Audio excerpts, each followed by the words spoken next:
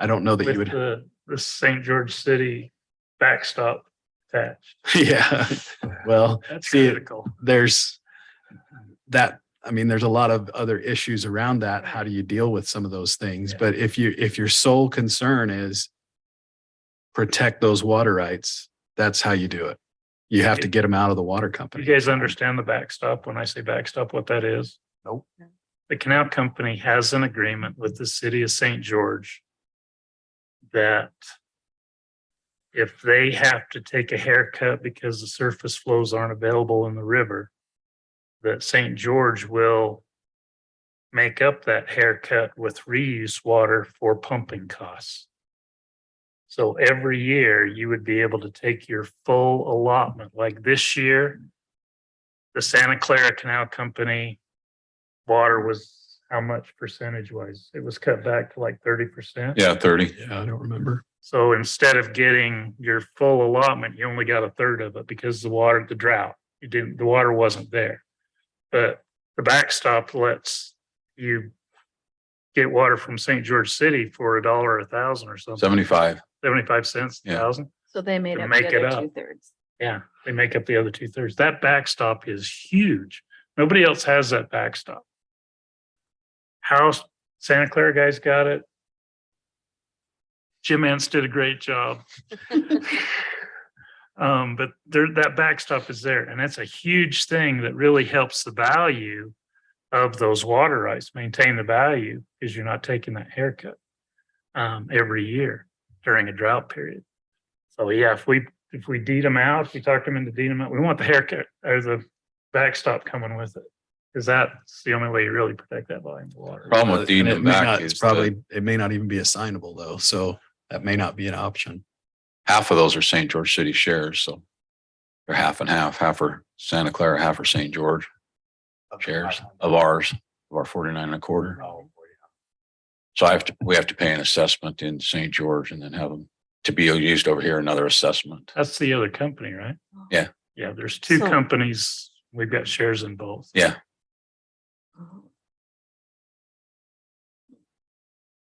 Got a headache yet?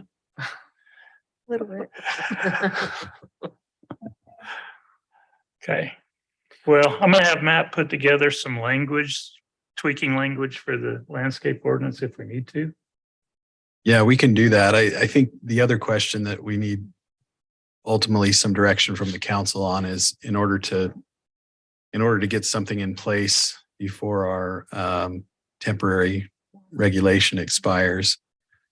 I think we just need to make some decisions about it, whether we're going to require the deeding of water to the city with new development, whether we want to cover just anticipated secondary use, whether we want to cover all of their anticipated use, including the culinary use that's expected. How do we, we can put something together. We have a sample of this already in the Cedar City example that we've circulated, but do we want to follow that model? Do we want to do something different? We could say, developer, you're going to use this much culinary and this much secondary water. You need to give us enough water rights to cover that entire anticipated use. Water rights or shares, I guess I should say. Or we could just say, well, we anticipate that we're going to be providing you secondary service through our secondary system. Just give us the water that we need to provide that service. We just need to decide what exactly we're going to exact from these developers for their new developments.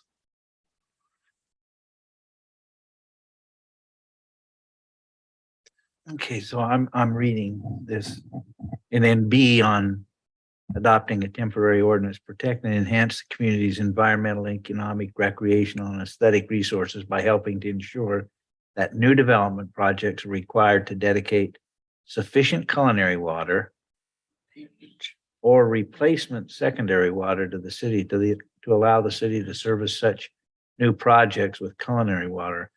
I'm wondering if we ought to strike the secondary. Well, that's what I'm asking. I mean, Instead of saying or, maybe and.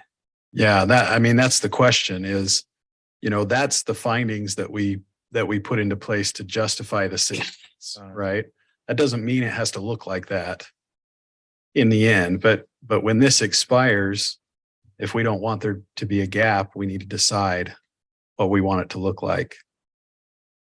I agree. So that you've got right to the heart of my question, Denny, is, what exactly do we want to make sure we replace? And where are they bringing it from? They're buying shares. I guess that's so we bought 20 acres of property out at the airport and it came with, I don't know, 60 or 80, 100 shares of water. There's no water there, but Shares in a water company or water rights? it's water rights. Okay. So, yeah. So what exactly, or yeah, you're right. Water rights. So but again, and it's probably specific to that company on that side of town. And No, water rights are specific to the ground. You have to drill a well and produce the water, but it's drainage. That's the Virgin River drainage, not the Santa Clara drainage. So you can't transfer That's so that water those are over things here. that what are we requiring of them? I guess again, there's two parts to this, like, and that's where I've just had a hard time. I understand what we want to do. And then the concern comes down, okay, now we've got a developer on the heights that needs water. And they're going to go on the open market to buy from the canal company, or so what determines the value of that? I think, well, I mean, at one end of the spectrum, you can essentially just say, this is what we're going to require, and it's up to them to figure out how they satisfy it, right? Yeah. Whether they go out and buy shares from a canal company shareholder, or whether they find a water right in the Santa Clara drainage and they do a change application to bring it to their property. There's potentially a lot of ways somebody could satisfy a requirement that good water be brought to the city. And we don't necessarily have to solve that for them.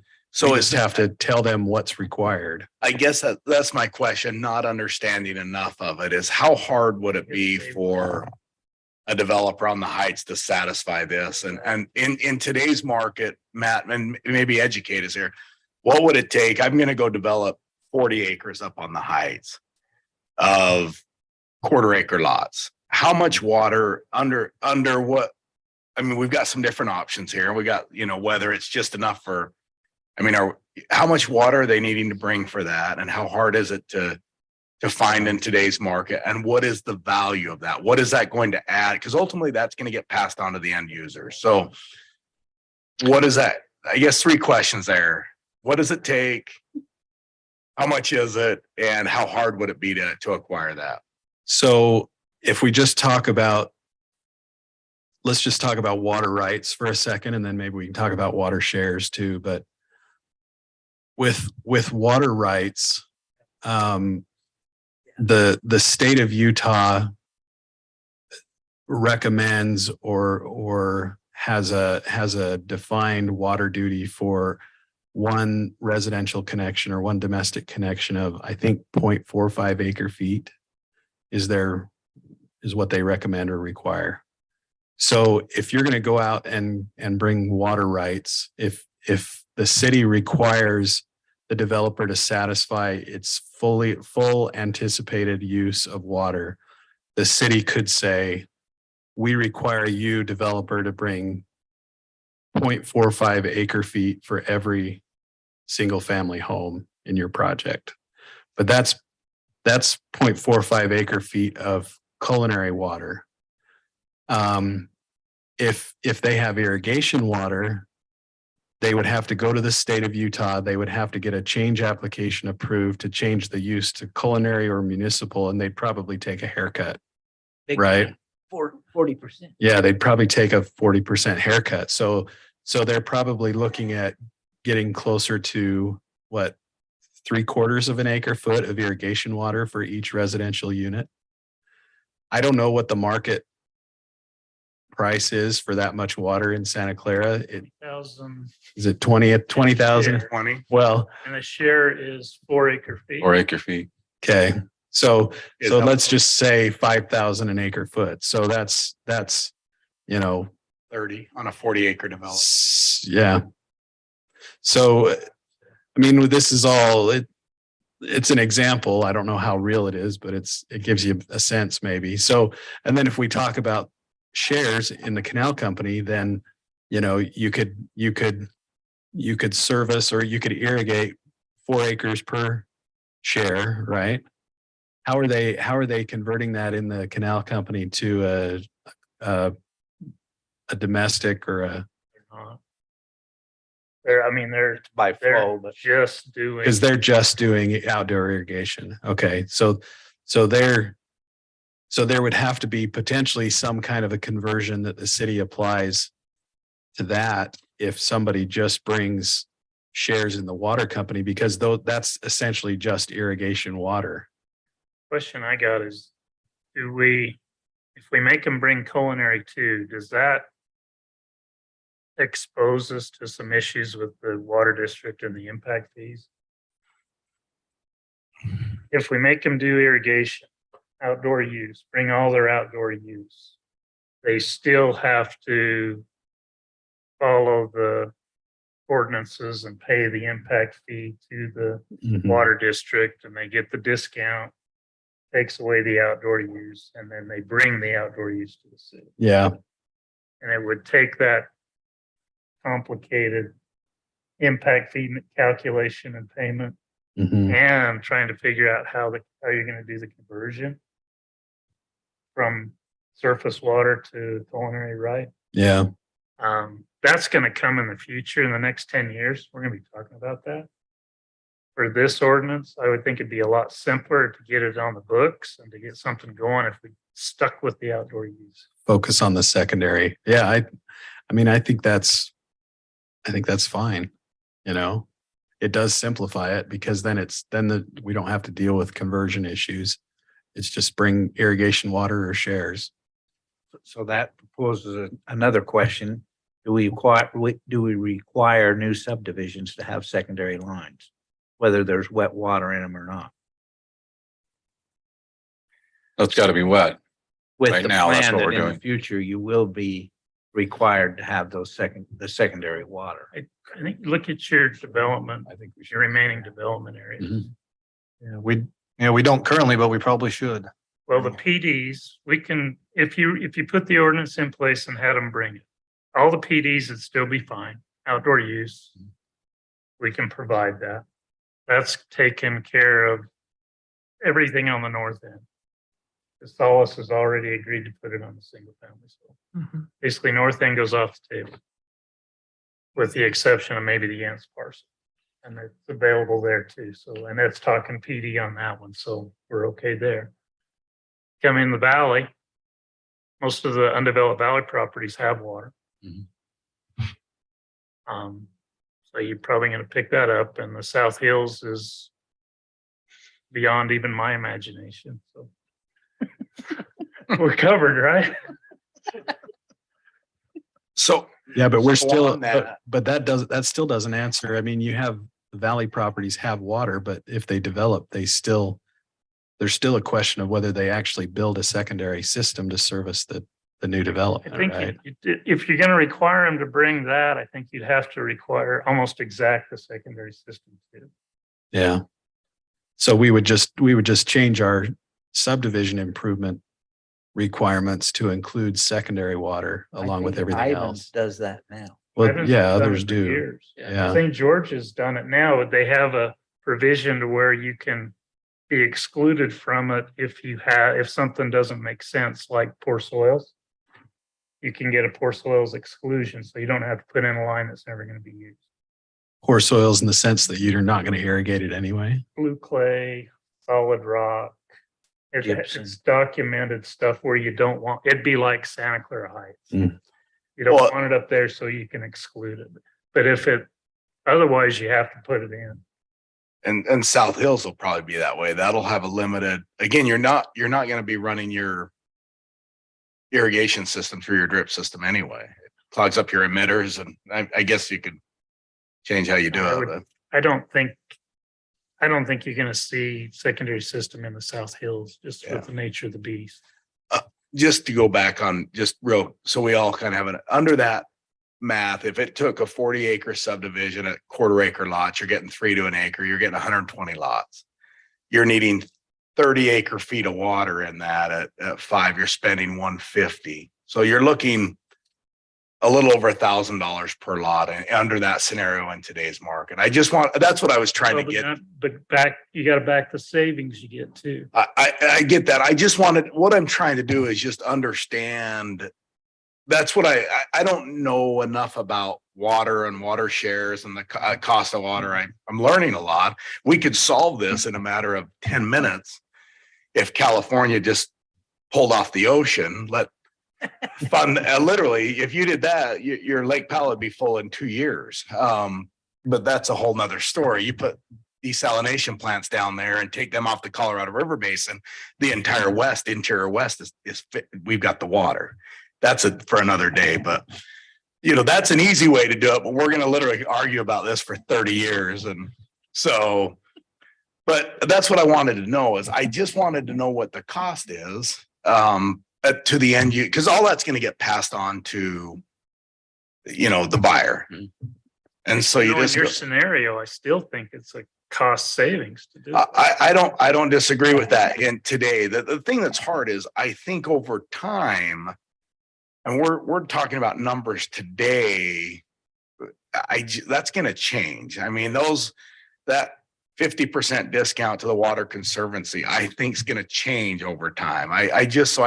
It's there today and we can plan on it today, but I don't know if it's there 10 years from now, when you're looking at cost of water. And Email I got from Zach ain't gonna be good forever. no, probably not. So, but I just wanted to understand I get parts of this, but I'm just trying to get an idea of going, okay, if I'm out trying to develop some land and I don't own water and I'm calling Jim Enns or whoever's got water and going, hey, I need to buy, 30 acre feet of water. The first day that call happens, the price of water. And Well, that's the other thing is you're adding demand to the market. yeah. Well, I look at Beaver. Doing this. Beaver put an ordinance in like that and water shares went through the roof. Mhm. Water in Beaver is a primo right now. Tried to buy it in New Harmony. That's my point is and that's right or wrong. I don't know if we, I think for those that have the water, water is a commodity But you're also taking unused water shares, getting them used. yeah. Oh, I agree with I agree with all that. That's why like I said, I like what we talked about before going, okay, we get that water used up to the elementary. I'm not so sure you don't drill a well up there if there's so much groundwater already. They tried that. I could just run my drain line. Yes. Took up the So garden. I've spoken a lot. I do think this needs to be specific to irrigation now. And I think we get something in place now. And then I think it's easily amended over time on that. So I just need to get my idea what that cost was today. Can't we include a payment in lieu too? Yes. Yes. Got a fee In in fact, lieu. the cedar example that we've circulated has a payment in lieu. That does. So now the one thing about that is that's probably not something that we want to set on our own. We would want to have Sunrise or somebody study what that The fee in lieu. fee in lieu should be. Says is in it- there right now on a case by case for each application. Yeah. So anyway, I mean, you start asking for, any kind of fee and you start getting into all the potential restrictions on impact fee assessments and things, which arguably extend to that as well. So So random question. So if we did require someone to bring culinary water, is it possible to drill a well on their land to use the water rights that are there? If Add they've into our got water system. rights. The problem is the state has a moratorium. You can't get a new well. you have to buy existing water rights to drill. Well, you can You'd have to. you can change drill a new well, you just can't appropriate new water Right. rights. no Yeah. new rights. But if the rights were on that land, like in Ben's case, Right. He I- could drill. You can tell how much I've read those, what I actually bought. I'm gonna look at it tomorrow in detail. Matt's like, do you have that? Yes, I've got some share. Like, Water right. we were playing poker with them. You gotta be I really would- careful. Because if they haven't been proved up on, don't even know. Yeah. it's not wet. Showed up. But if it's agricultural property where the water right has been used for the Beneficial use. agricultural use and it's an approved use and all of that, then That's there's a very high chance you could drill a well, convert that water right to a culinary right, have it put in the well, just meaning having a change application approved to make that the point of diversion. You'd take a haircut, right? Because there's almost always a haircut with converting from ag water to domestic culinary water. But that happens all the time in rural areas, outside the city. So yeah, that could definitely happen. But again, I'm just thinking of other culinary sources. Or they're just, yeah, Good luck. even the big, nice irrigation wells along the Santa Clara, the TDS is too high for culinary. What does TDS stand for? Total dissolved solids. Okay. The stuff you see when you hold it up to the light. Mhm. The state has minimum drinking water standards. And like the Gunlock wells are good TDS, but they have high arsenic. Right. So have a good culinary quality well. All your stars have to line up. Mm. And you've got to have a producing aquifer with high quality water. And before I would accept anybody's claim that this is culinary, I would want to see all the test pumping data and the water quality. Mhm. Verify that. And the right signal.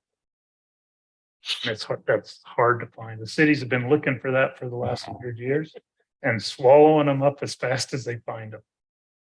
Yeah. Okay. Dustin's looking for us right now. We've got some underground rights. We're looking for a place to do a test hole to see if we can find the wet water suitable quality that we could use that. Mhm. So we're looking for a site right now, looking for a consultant to work with to help us find a site. You'll see that in the culinary master plan also. Can I go back to our prior conversation? What's the cost? And I know these are like way far out numbers. We have all the water that we send down through Bloomington, right? Mhm. What would be the cost if we're comparing the cost of putting in an entire secondary system? What's the cost of putting in and pumping that water that's ours already and bringing it back? The reuse line. 25 million. Yeah, the reuse line, Well, 25 Chuck million. just did it. Was it 25 million? Yeah, Or 25 million? To run a new pipe and everything. It's the treatment plant. Yeah. You would basically have to treat it. Ivan's looked at putting a treatment plant in Santa Clara to treat their wastewater and send it back up there. And they wanted us to join in and Because their lines run down and connect to our lines. And so they can't get the whole city in one plant. Yeah. Go down on the Sunbrook Golf Course, build a new treatment plant. literally, we just put it in. then you need someplace to store it, Right. your reservoir. And then you gotta have a place to store it. Okay. I was just thinking outside the box. No, and the district is thinking that way regionally right now.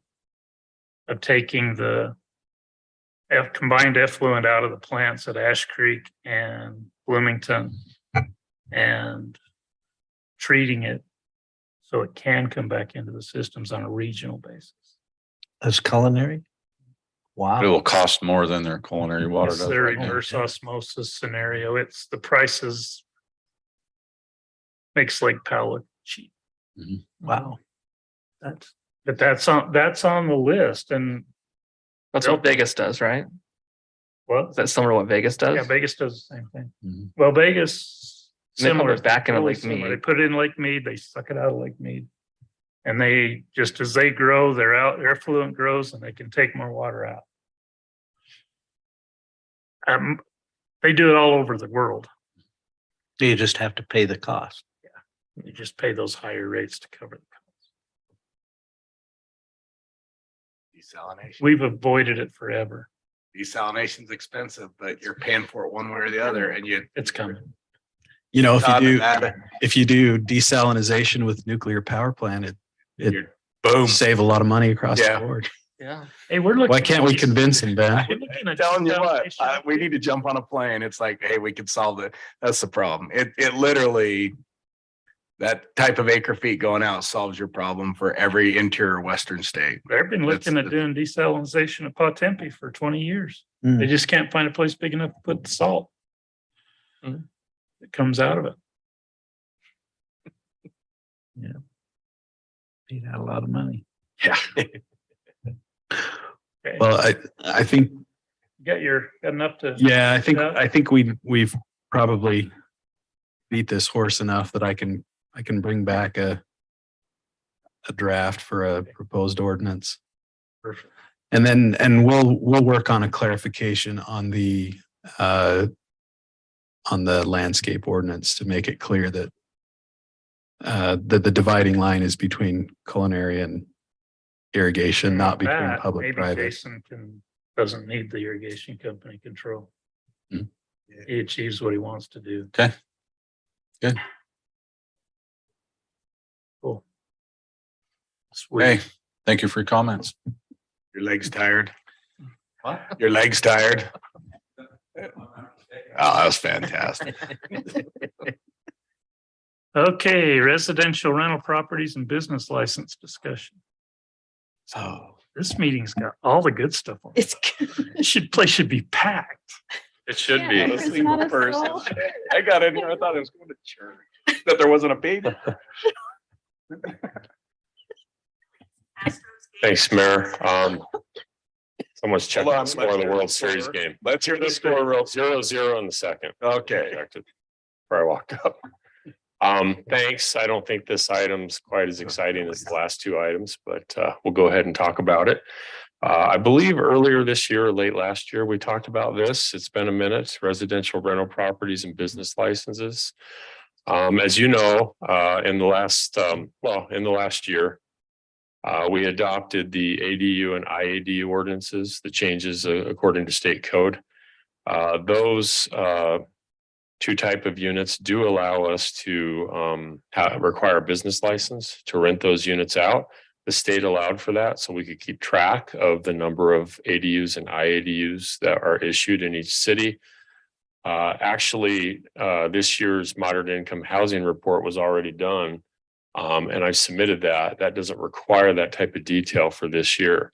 But next year, they're going to want that. They've already been telling us for 2023. So each community has to have a tracking. Best way to track that, or a good way to track it, is through business licensing.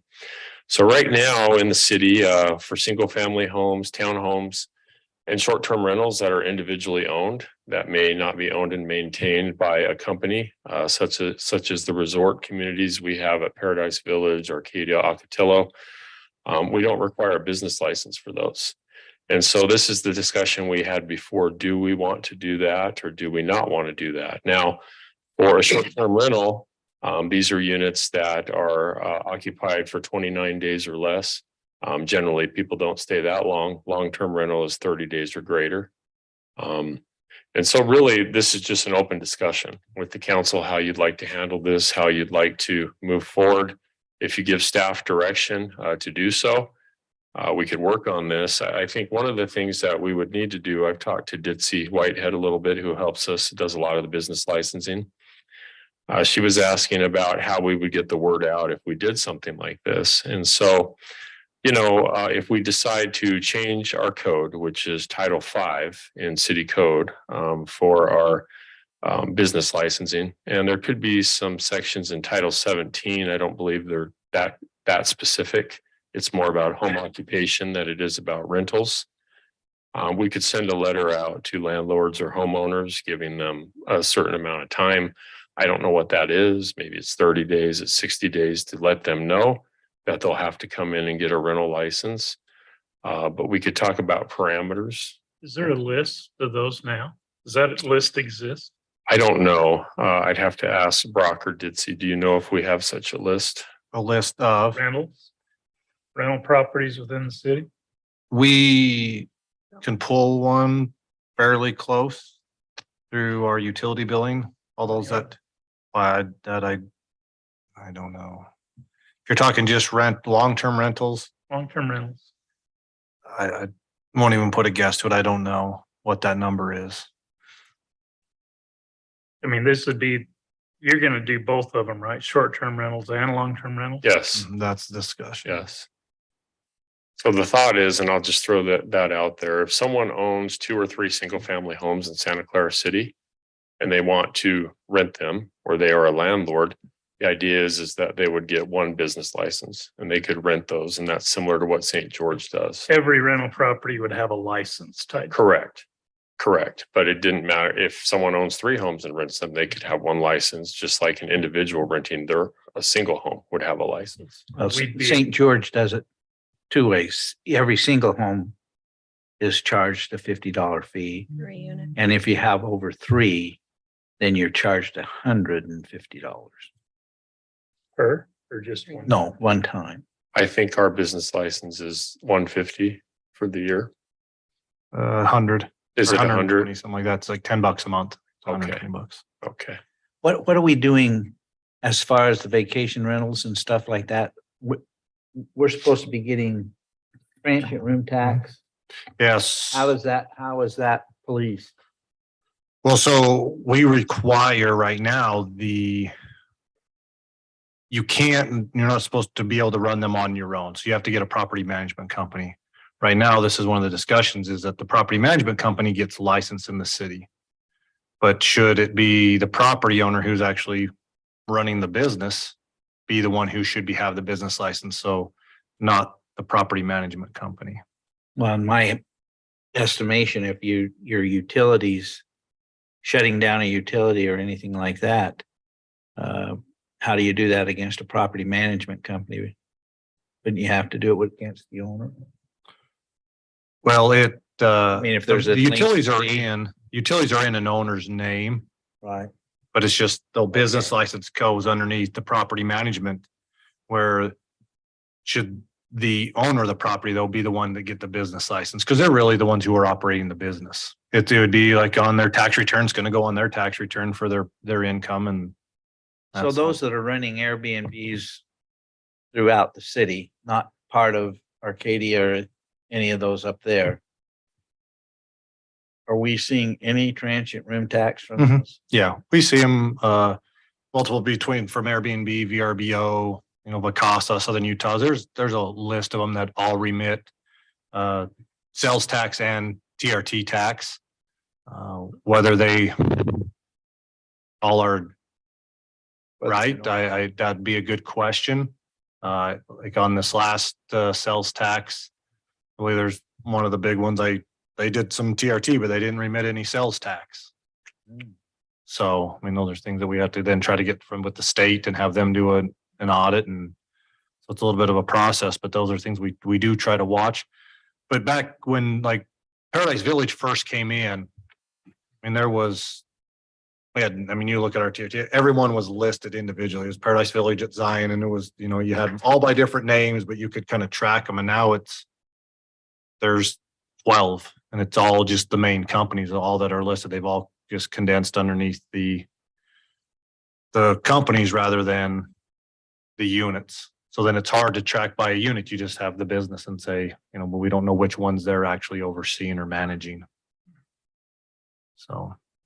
That was done, I can add a little bit of this. That was done by the state of Utah under it's called a Marketplace Facilitator Act. And that was to allow those larger companies to be able to consolidate them. And so at a city level, we can't get the specific data. The state can, but at a city level, we can't get the specific data of what unit is actually being remitted. That's one of the things that Representative Musselman is trying to change, is so cities have more control over that. And then the other 2 things that might help in this discussion are the state's also trying to require sales tax licensing. and business licensing.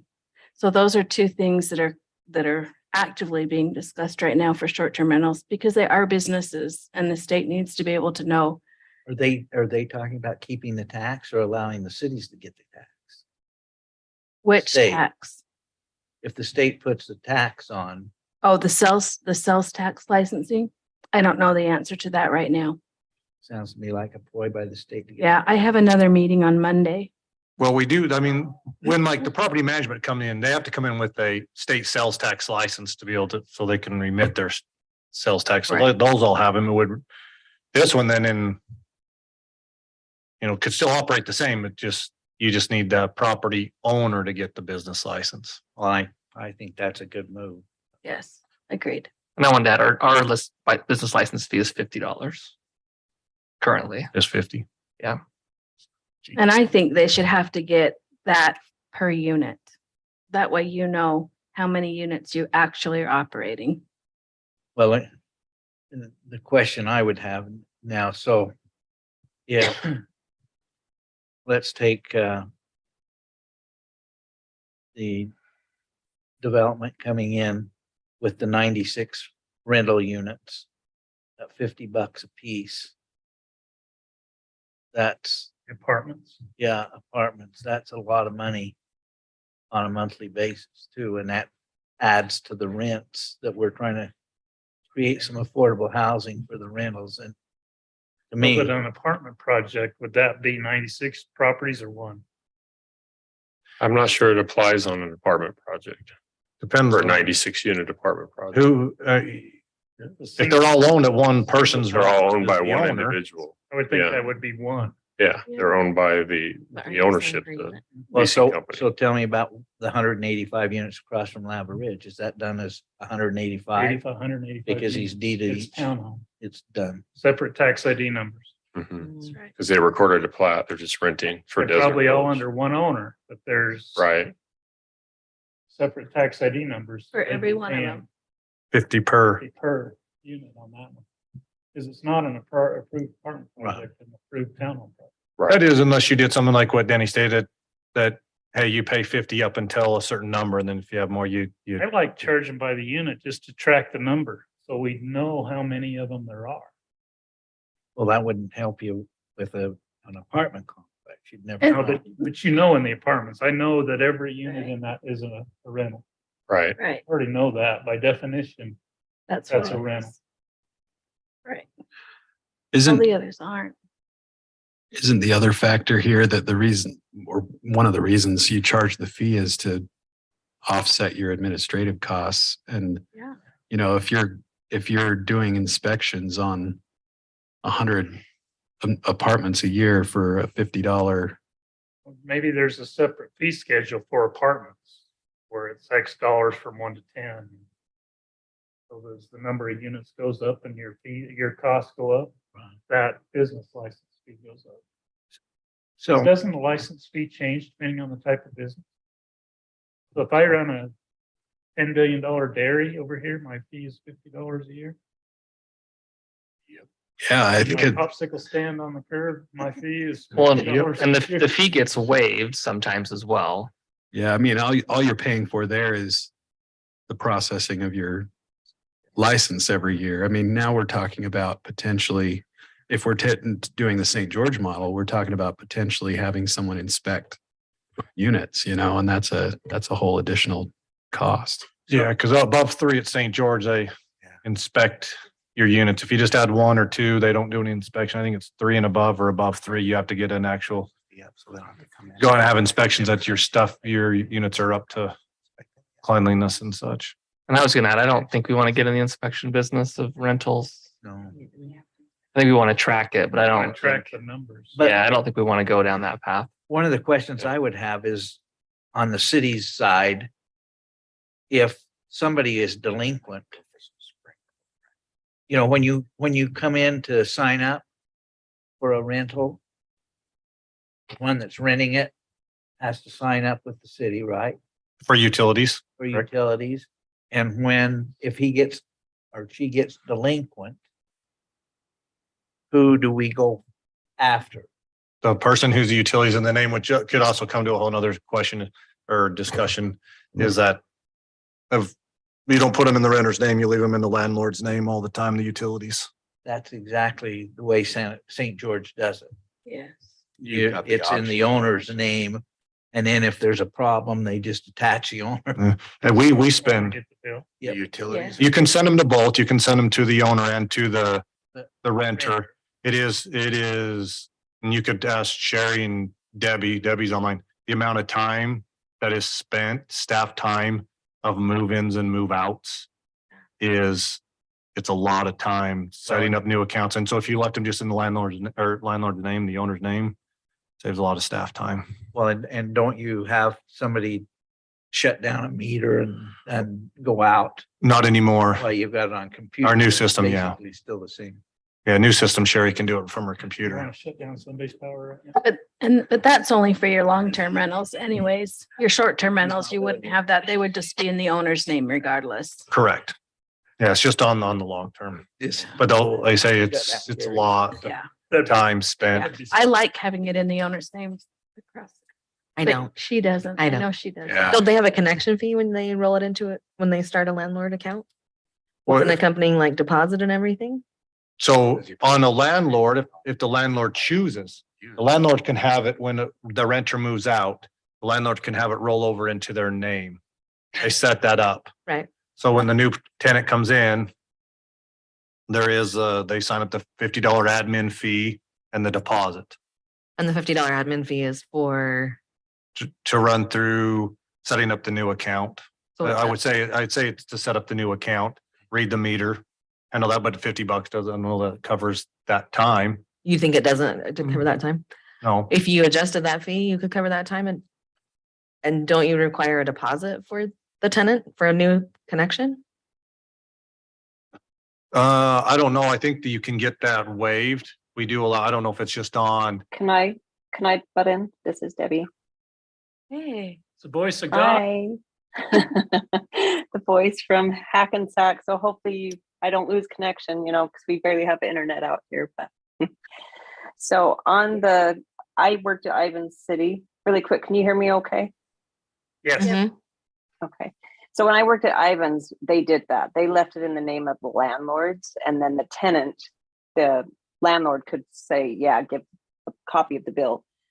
But if the tenant skipped, the landlord was on the hook for it. And I had a dear friend be a landlord in Ivans, and her tenant skipped, and she was left with $1,000 bill, and she was furious. But that's just how it goes. Like, for instance, we just had a tenant use some fraudulent card to pay his deposit and to pay the first month's bill and all that. And sure enough, they skipped. So now we're on the hook for $1,000.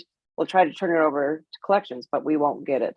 And there is a lot of time spent moving it in and out of the tenant's name, landlord's name, tenants. It's a lot of work. And I know Ivans would still expect a deposit.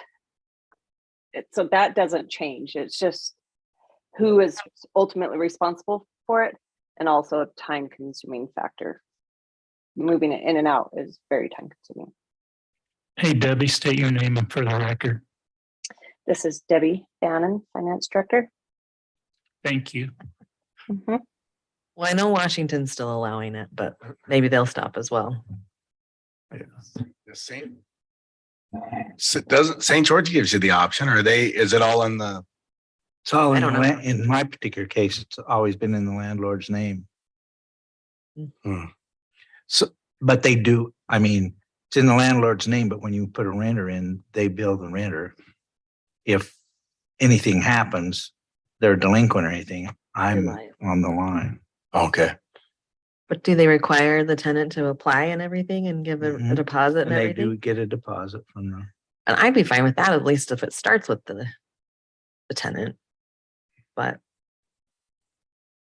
I'm a landlord, so I like to be I'm- responsible. I'm good back on this, getting a license for that. Yeah, I think it's good on that. One thing I did want to ask, is there any reason we can't do business licenses with a 2-year? So you're not renewing those every year? I mean, is there a reason? Like my apprenticeship and journeyman cards and, you know, licenses with different real estate, those are all 2-year. Is there a reason we couldn't, just to save the admin, cut that in half? I mean, you could still charge for 2 years. If it's $50 now, charge $100. It'd be worth the, just not even have to come in and renew a business license. Or is there, No, it's probably something we could adopt and go forward with the 2-year. You just have to, I mean, our business license aren't a big part of the budget. But you would just adjust if they were the budget. I was just thinking for time, if it's, you know, for staff time, it's half the licenses coming in. I'd go 3 years if you could, but you know, I just don't know if I've always wondered, like, you know, registrations and licensing and things that, well, you could cut those way back. And again, I don't know. I just an idea on that, but you know, as far as this, I do like the, so in the case on a rental, you know, an IADU, or in my case, an ADU, but obviously it's still, when it's immediate family, you wouldn't come in for my place, Jim, would you want this just so you could track them, or what do you? No, it's if you're renting out. Okay. It's something you're renting out to the market. You have people coming and staying there. In your case, it's an extended living area or family that is staying. I just didn't know if it, for kind of state for your housing stuff, if it helped when you have to pull all those numbers and provide what you have, if it helped. But I do think it is going to be beneficial for us. Just to be able to show and track and know what we've got. I think it would be easier to know that. And it's not like I said, I'd love to renew it every 2 years and not every year, just for the time and hassle it takes to come in and do that. But You could do a 2-year renewal and stagger them so half of them did it every year. Yeah. That's what we do on licensing, Yeah. professional licensing. yeah, Well, I mean, for us, I mean, like you say, on our business license, it's a small part. Gonna go way up now, bro. Gonna go Well, I way up. think it's a small part because we don't do an annual renewal of our business licenses, I believe. I've never renewed my business licenses in Santa Clara. I was just trying to find. You should. Got the tapes on? Good. Someone. Like I've never gotten any. Guarantee the city of St. George Never got would be anything. a I think it's yearly. renewal every year. And then they're both home occupation. Maybe that means that there's not an annual. So you, from the state, you can, on a home occupation, you pay, when you come into the city, you pay a fee to go through TRC and everything. Yeah. And then if you're deemed your home occupation does not change the character of the neighborhood and that things, and you can request to have that business license waived. Right. That business license fee is waived. So that's how the majority of our business home occupations business license fee is waived. So majority of them So that's what are, I'm in right they're, now. yeah, just a office for a landscape company or whatever, and nothing changes. It's some of your other ones, your daycares or things like that could change the little bit. So then they pay the fee. Yeah, standard business is going to get that renewal each year because they show their business license, especially if you go to order a food item at a food type place. So they have Okay. to have that visible. So, but home ox, that Brock described that perfectly. Power. Yes. Water, no. Right. So Gas. I just, if we have to do anything in an apartment complex, is the individual who is in it. I'll translate. So anyway, Mayor, this is.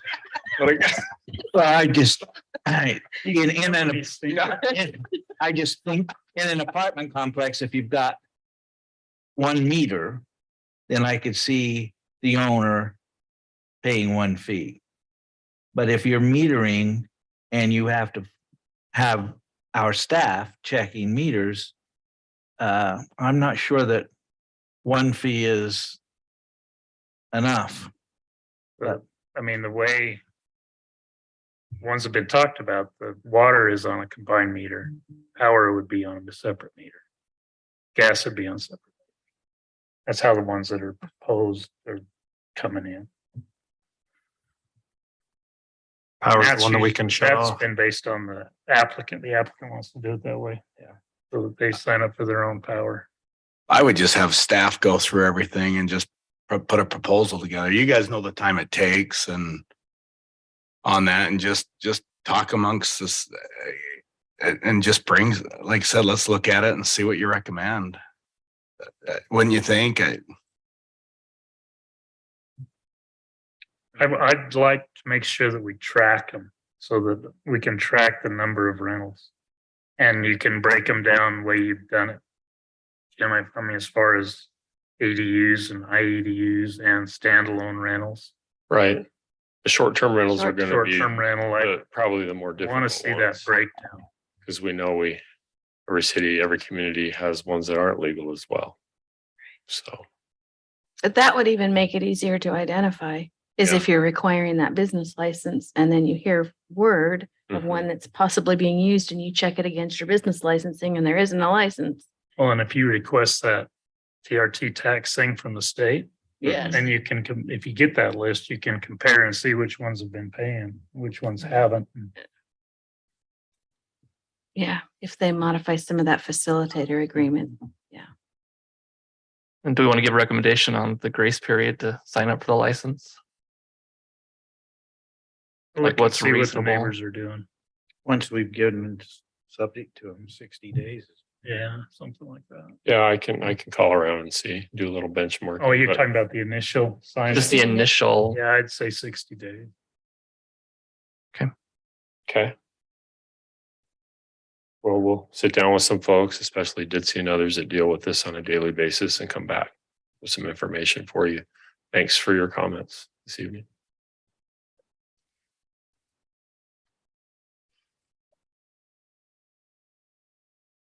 Continue with short-term rentals. Short-term rentals, like I say, this is the meeting everybody should. We do have the fun stuff tonight, don't we? STRs. So we wanted to have a discussion with the council about short-term rentals. As you know, we have short-term rental communities or resort communities in the city. Arcadia, Paradise Village, Ocotillo, Heritage Point's the new one here on Santa Clara Drive. We're approximately 450 units.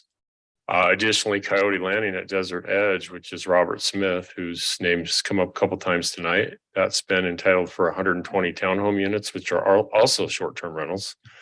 Other communities that come to mind are Black Desert.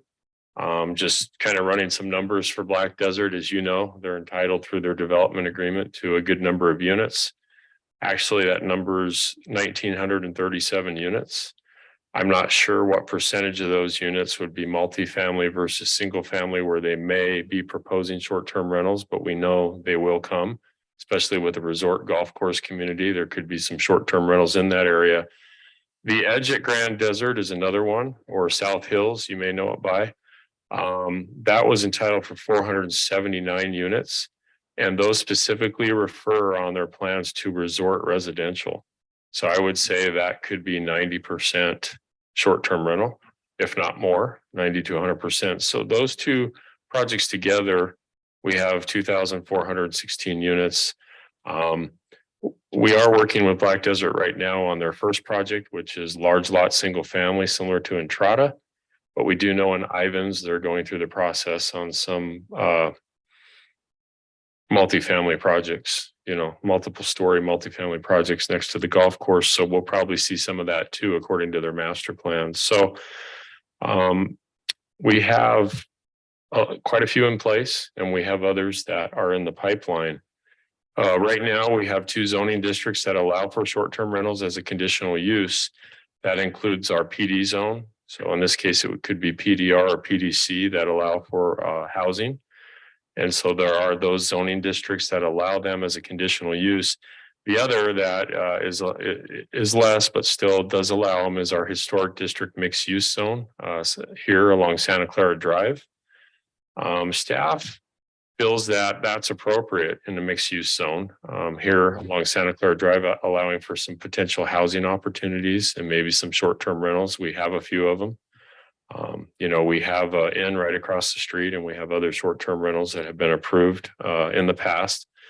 And we've had folks asking about that.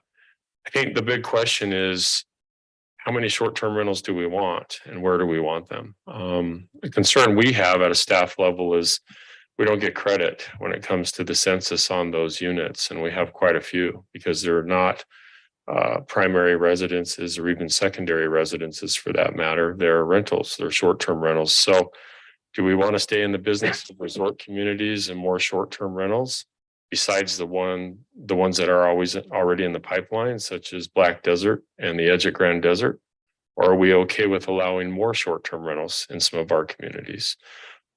As you know, we recently discussed Regal, the Regal homes. It's an apartment community. They talked about short-term rentals and then they pulled the short-term rentals. So they're not doing short-term rentals. Desert Village isn't doing short-term rentals.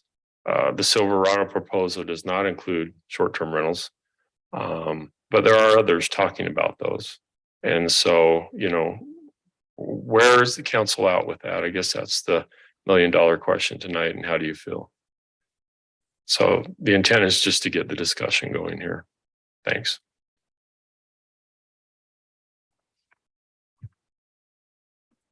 I think we have plenty, with maybe the exception of some B&B type development in the downtown. Mhm. That's me. Yeah, I've had neighbors complain that they can't rent out their house for short-term rentals. And I've just told them, well, go look at Tokerville, go look at Springville, and how hard it is to find workforce housing there. And short-term rentals have just destroyed the long-term rental market there. And it's impossible to live even remotely close to where you work in those communities. And that's a great comment. And that's something I've read about and studied a little bit. That's a concern nationwide because now the housing market's changing. But when it was real good, it was getting tough for first-time buyers or families to get into a home because these companies are buying them. They're buying them in the neighborhoods and turning them into rentals, whether it's long-term or short-term. But I'd be afraid to open that up in our R1 zones. PDR, it makes sense because there could be a resort, Well, and it's our historic district, but not our R1. we've been lucky in the fact that it's all or nothing. Yes, Every unit has to be one or none of the units have. And I think we need to hold firm to that. you We recall can't- Regal was just asking for a dozen or so, and we weren't and comfortable with that. we didn't give it so. to them, but all of the others that have been approved, every unit in there, and we've avoided a lot of the neighbor complaints and a lot of the law enforcement issues. The fact that they're all there, they're self-contained, the amenities are there with them. It's minimized the impact. We still have impact on the neighbors, but it's minimized that impact. And I would want to protect that going forward for sure. So I just- have an opinion. I think we've got plenty with what's planned for the future. We've got more than plenty. I think it affects not only our area, but the entire area itself. And to me, as long as it doesn't require spot zoning, we've got it appropriately taken care of within our zones. And I don't think we need to change any residential zones to allow it. I think we leave it the way it is and try and curtail it, as the mayor said. I agree. We have plenty, and that's one of the major complaints I hear from people. No more short-term rentals here, and we have enough. Okay, I'm good with what we have as well. I don't think there's any guarantee that Black Desert will get short-term rentals either, right? Did we already, because we haven't. It's approved- just we haven't mentioned approved as that. a possible use, not a Right, guaranteed, use, right? It- Yeah, they'd still have to apply through for the the process conditional of the use conditional use, right? process. Yeah. yeah. that is something we'd have to look at. Go ahead, Ben. I didn't mean to interrupt. No. I was gonna say that's part of their second Hotel Central. That was I think a hotel, in my That- mind, a hotel's different. okay. I agree. Mine too. You come in Okay. and that a hotel is a commercial That's a venture. It's commercial not a use. short-term rental project. Okay. I agree. Because I think that's the intent is to have the whole Black Desert develop. They were limited to a fairly small percentage of developable area. And so that's why you're seeing these clustered areas under that with some multi-story in Now, I that. don't know just- how, are they doing multiple ownership in the multi-story, like the Keys in that scenario where they can? So right now, they're, Strata, The lockouts. yeah, the lockout. I Uh, mean, I would like a resort hotel, great. Single owner. Yeah. Rooms are available for rent. They're not time shared, they're not. Four See, and hundred that's, investors. that's what I'm wondering if there would. They may be, timeshares. they may be proposing that model. I don't know that I'm all that excited about it. They proposed it at Camp Fry's parcel over across the river at the hills, and council turned it down. Because we weren't comfortable with it. Split vote, but we turned it down. My understanding of, and this may not encompass everything that they're doing, but what they proposed and got approved in Ivans was what they referred to as a horizontal hotel, where it basically remains in single ownership, just like a commercial hotel. It may be separate or attached units. And there may be some lockouts involved, but it's still, it remains in single ownership and it's operated as a commercial business. And I know that they purchased Red Mountain Resort, and Red Mountain Resort is that way. When you can have, and you can tell where when I've stayed there, where the lockout is, and when you can be like a 1-bedroom or a. Single ownership, I think that's different. That's a commercial project. Mhm. Right. I think we would probably zone that as a hotel, in my opinion. and I just wanted to make sure we were understanding, again, that's the intent, is they've got a site in Santa Clara that's multi-story, high density for that reason, so. But I would agree with Sharon. I actually welcome the downtown, like the historic district. I do. I think some bed and breakfast, I think it's a perfect spot for that, where you've got tree-lined walkable streets. And so there's more opportunity there for individual owners. And then we have a lot that's approved, or at least that they've got that option under their developer control that's been approved already. So. I had a question for Matt, and the group just to talk about. So when we talk about, the edge at Grand Desert and we talk about Black Desert, certainly, we have development agreements in place and we have some approvals that have been granted, but it doesn't sound like they've obtained their conditional uses for their short-term rentals. I'm not sure in the case of Grand Desert, I just see everything as resort residential. And the idea is there would be a hotel. I think they did at They went through a at preliminary Grand plat Desert, approval. Yeah. We did. But has that expired? It's been a few years. We extended They it. extended once, I can remember. Yeah, but we could look at the You have to dates. look and it up, see. I'm yeah. just not sure because it's been a little bit of time, but But I don't think You- they've obtained any short-term rental conditional Right. use permits at Black Desert. so how do we grandfather certain developments such as these big ones that we've talked about today, but remove that provision or, allowance in the code that currently says there are conditional use in the PDR zone or PD zone moving forward? So we kind of have a mix here. We have to think. about. Yeah, no, that's a good question. I think that you could specify properties or areas of the city where a use is a conditional use and say that it's not available in any other parts of the city. I think that's possible. And in fact, I've seen that done before. Mhm. So, So I think we're gonna have to sit down and talk about that as a group on where we'd put the limits. Yeah. Because, I know of conversations out there where people are thinking about it. We've discouraged that, but that doesn't mean they still won't apply. yeah, I mean, I So- think the way you would approach it is you would essentially just take that away as a conditional use in the PD zones, Mhm. except for areas that already have an approved project plan. Yes, and so that makes Something sense. like They're that. zoning with the approved project plan, which would be the case of those two large developments Yeah. we've discussed. And the other ones, including Coyote Landing, which has been done. Yeah, I think in our case, that would be the easiest way to do it. Yeah. So we could end up with over 1,000 probably at some point with these other areas. Yeah. Would be my guess. I don't think you'd have to do anything with the downtown because Yeah, that's the only place where that zone is. So you could leave the conditional use available in the Yeah, town area. yeah, and it goes through that site plan process with both the PC and the council, so they can see what's being Mhm. brought in that case. Yeah. In that zone, so, okay. Any other comments this evening on this one? Thank you. We'll work on this one, bring something back. Thanks, Jim. Yep. Quarterlies. Deb. That was good. Thank you. He's gonna, Yeah, seriously. Lock there.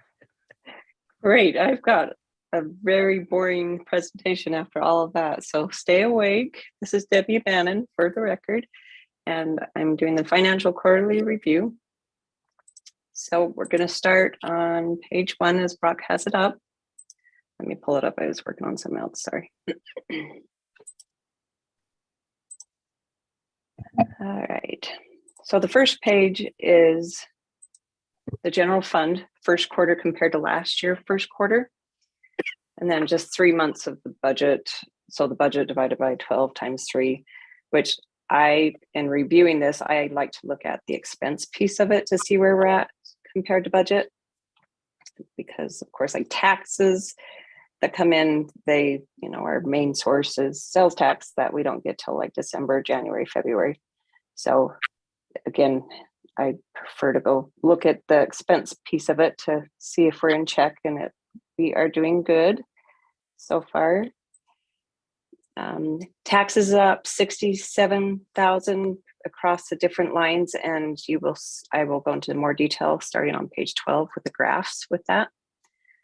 Building permits is up 20,000 this year, so that's good under the permits. The governmental lines.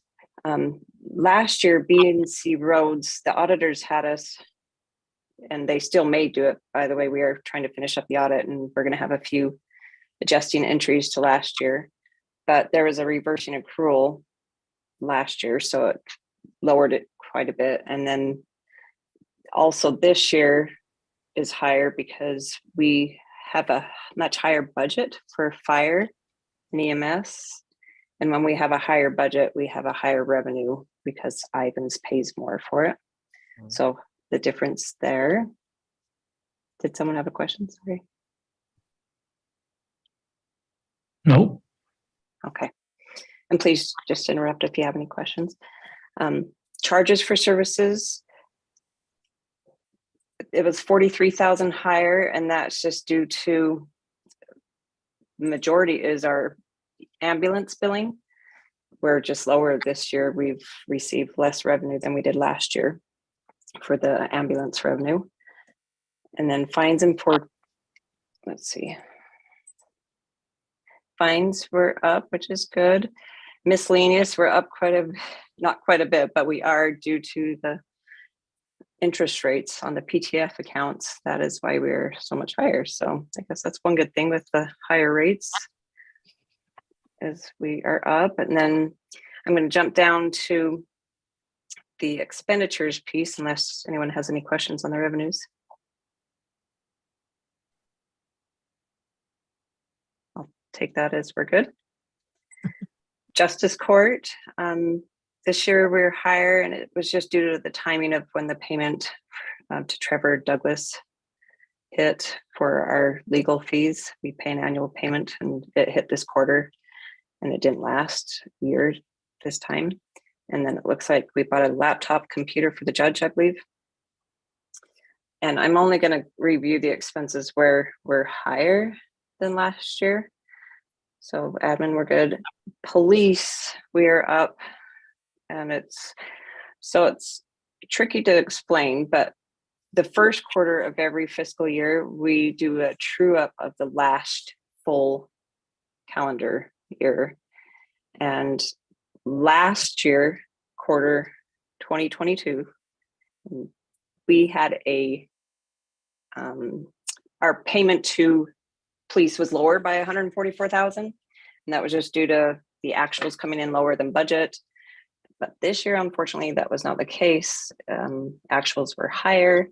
And then we also have a $50,000 quarterly payment higher for their increased budget. So their budget total this year is 2.9. And our portion of that is 1.356. So our quarterly payments are 50,000 more than they were last year. And then on the fire increase. Maybe and before that- you go on, Debbie, are there any Okay. questions on that? Do you see It's a lot. It's tricky. look on with that police and the true up and how the payments work? Their questions? It'll look $200,000 more by the end of the year. Is that what we're looking at Yeah, so, altogether? yeah, so we make a quarterly payment, we take the budget, what our portion is, and we divide that by each quarter, we make that payment each quarter. So when the fiscal year ends and it comes out and say our budget was 1.5 million, so we had that broken up. At the end, it comes out and they were more than what we had paid in. That first quarter of the next fiscal year, we make that up. So say they were 50,000 over, we add that on top of what the new fiscal year's budget is just for that first quarter to true up. So if it's more or less, that's how we figure is in that first quarter for that last quarter of the previous fiscal year. So last year it was less because there was actually, it came in under budget. This year it's over budget. So that's why you see the big discrepancy in there. Yeah. So at the end of fiscal year 22, they were 100 and what you say, 140,000 44. more. So take our 46% of that. We had to pay. No, just opposite, Brock. Their actuals in that year came in under what budget was. So that's why it's so much lower last 2022 first quarter, was because we actually got to reduce our payment to them because their actuals was less than budget and what we paid. So that's why there's such the discrepancy, is because first quarter last year, we were able to reduce our payment to them by 144. This year, budget's much higher, and it equates to 50,000 per month, per quarter. So yes, Ben, 200,000 more approximate. And then we had a true up of additional expenses from last year as well. So last year's actuals were higher than budget versus the year prior, actuals were lower. That's why the payment. So the first quarter is always tricky, just trying to true up budget versus actuals. And it's going to be more this year as they do wage increases to try to stay up with our neighboring cities with what they did. They'll do quite significant wage increases in January. So it'll be high. Were you setting additional funds aside knowing that's coming? Well, Just have our fund balance. It's going to help. It just depends on what our revenues and our expenses on our side kick out. You betcha. In budgeting, we probably set a little more aside. Train's coming.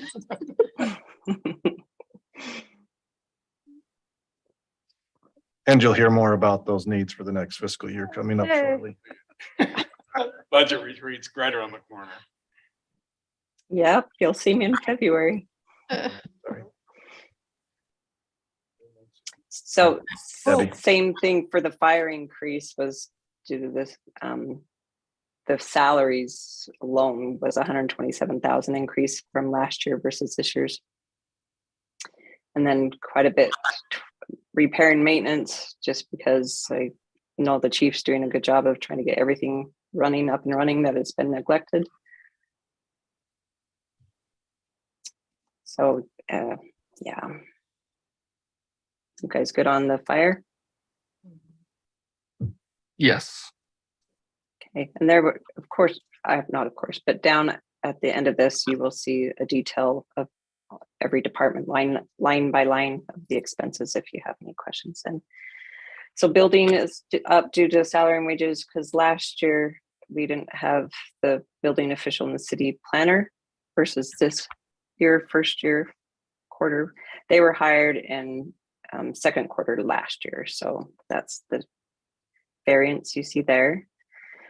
And other than that, I feel like we're doing pretty good. Like I said, we're under budget on the expenses, even though our expenses are higher than our revenues, but I still feel we're doing pretty good because our taxes will start coming in as property taxes and such. So unless there's any questions, Brock, you can move to page 2.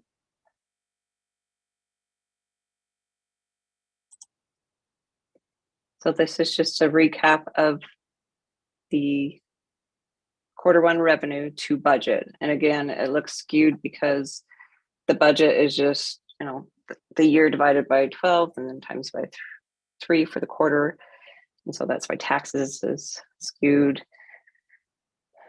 And same. So I feel we're doing good. The transfers, why that looks so skewed is because of the appropriation, where we book our appropriation. I don't know how to say it. Let's see. Beginning balance to balance our fund, that's in there. So it skews the transfers budget so that we're right on target, because the transfers are just from the different funds to, right, Brock, to recapture what the general fund pays. Yes, for we the do. different shop funds. Yep, whatever things that the general fund pays for, a lot of IT services, phones and stuff, we then charge to the enterprise funds for a percentage of what, to cover those costs. So yeah, that's why the budget looks so skewy, is because the annual entry of what we're thinking we'll need to true up the funds. If you're good to go to page 3. So this is just Q1 expenses versus budget. And again, I should have done it differently, and I will do better going forward. But like the Swiss days, of course, I can't divide that by 12 months because it happens within 1 month. So we are right as far as expenses. We're actually currently under budget. So that I think I wrote it down somewhere. Yeah, Swiss days, we're actually, you can see 56,000 and budget was 72. So we're doing good there. Public Works, the reason why that is higher is because of the chip seal. We paid quite a bit in the first quarter versus last, and the budget. Fire is over because of uniforms, operating supplies, and repairs and maintenance. They're actually, the chief had moved some monies to make, so the salaries are looking really good, but overall, compared to budget, they're doing pretty good. And police is over due to the higher payment. Any questions on that tab? Nope. How many are sleeping? Around here. Say that again. It's edge of your seat. Oh yeah, isn't it? It's pins and needles. Okay, on this one, so Elise. I was gonna ask one thing, Debbie. Oh, go ahead. Down quite a bit from budget. Say that again. I'm sorry. Why is parks down from budget specifically? Do you know? Yeah. Budget. One of the big reasons parks looks like it's way down is when there was a large project budgeted in there. They have capital equipment BMX, project and you budgeted are, for the BMX, right? Yes. Rock BMX. yeah, just under $700,000. So huge part of their budget. And it just, until that happens, they'll probably really look low. Also, you can look at and say, Brad's been gone. And so Ryan in his interim period is being paid at a lower rate than at the time until that becomes permanent. So there's a few things that way. They've been down a man much of the time as well. So. Okay, Yeah, the majority is the projects they had in the budget.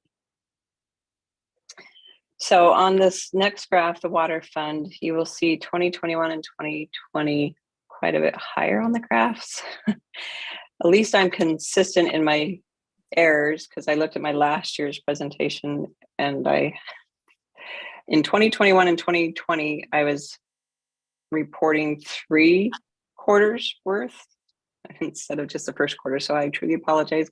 So 2023 and 2022 numbers are just a first quarter comparison. So please ignore the other 2 graphs because they are not. But I have fixed it and on my end and everything, we're just right in tow with where we're at budget. And the 131 is we're higher in our revenue than expenses. That part's accurate. So moving to the sewer fund, same thing. 2021 and 2020 graphs are inaccurate. The other 2 are accurate. We're still doing good financially. Revenues are higher than expenses.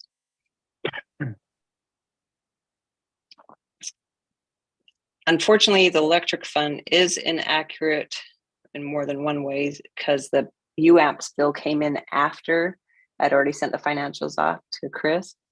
And so now we are over expenses by 367,000. So because our power bill was over 730,000 for last month.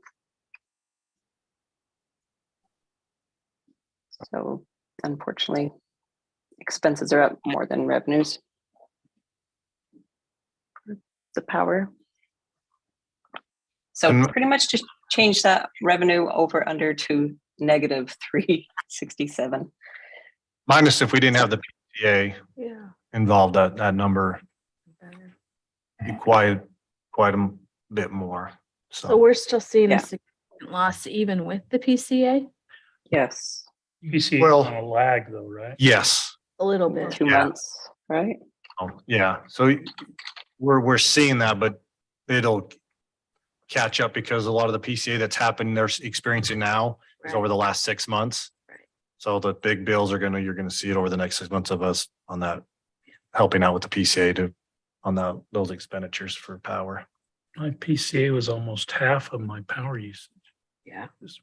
Mine was. We've too. actually been getting a lot of calls because of the higher, like some guys like, where did this come from? I'm like, it's been on your bill for 6 months. He's like, I've never noticed it. But just to give you an idea, 50,000 we recovered in July for the PCA. In August, it was 132,000. In September, 182. So for the 3 months, we've recovered 364,000 from the power cost adjustment. So it definitely helps, and the generators, purchasing the generators and getting them up and running. They're both now running, I believe, correct, Bach? Yes. He's next. Will help.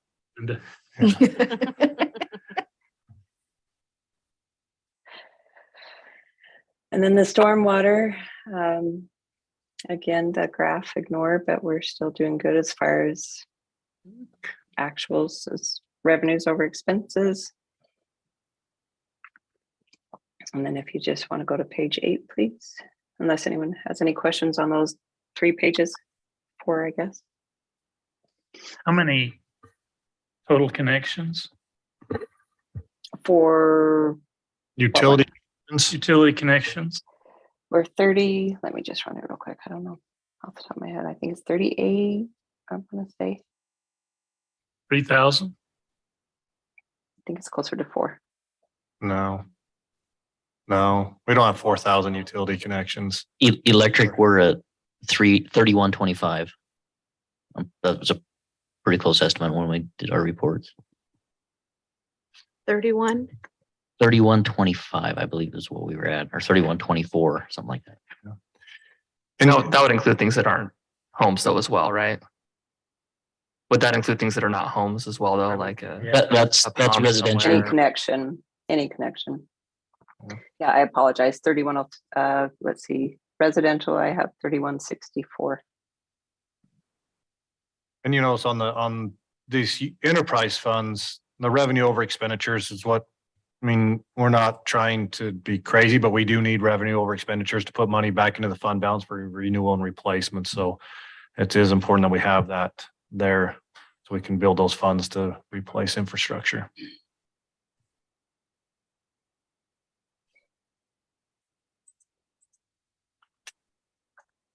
All right, so on that revenue graph, unfortunately, it is inaccurate due to the timing of when the power bill was booked. Sorry, not on the revenue, excuse me, the expenses.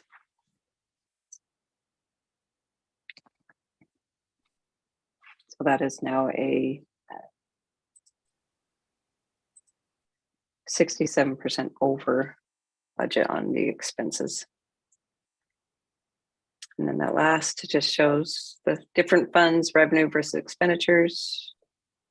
And now the new total is power is negative 367,000. So total between all funds, we're at a negative 34,000.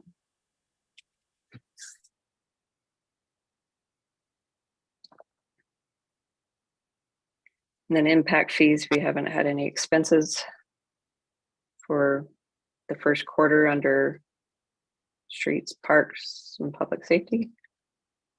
So it's just the revenue graph right there. And we're still low compared to budget, but I don't know if that will change or not. Sales tax, you'll see that in July and September. Sorry, my goodness, my eyes. July and August, we are down from what we were last year, but very little. And then September, we're up quite a bit higher. So that's good on the sales tax. We're still holding very strong there. Highway tax, we're up in July, down a little in August, but up last month from prior year. And I think that's kind of the trend throughout. Room tax, we took, and I know Brock's did he check into the room tax? Because just it's a volatile number. It's really interesting to try to gauge because I don't know, but you can see it's down quite a bit in August versus last year, but it's up in September.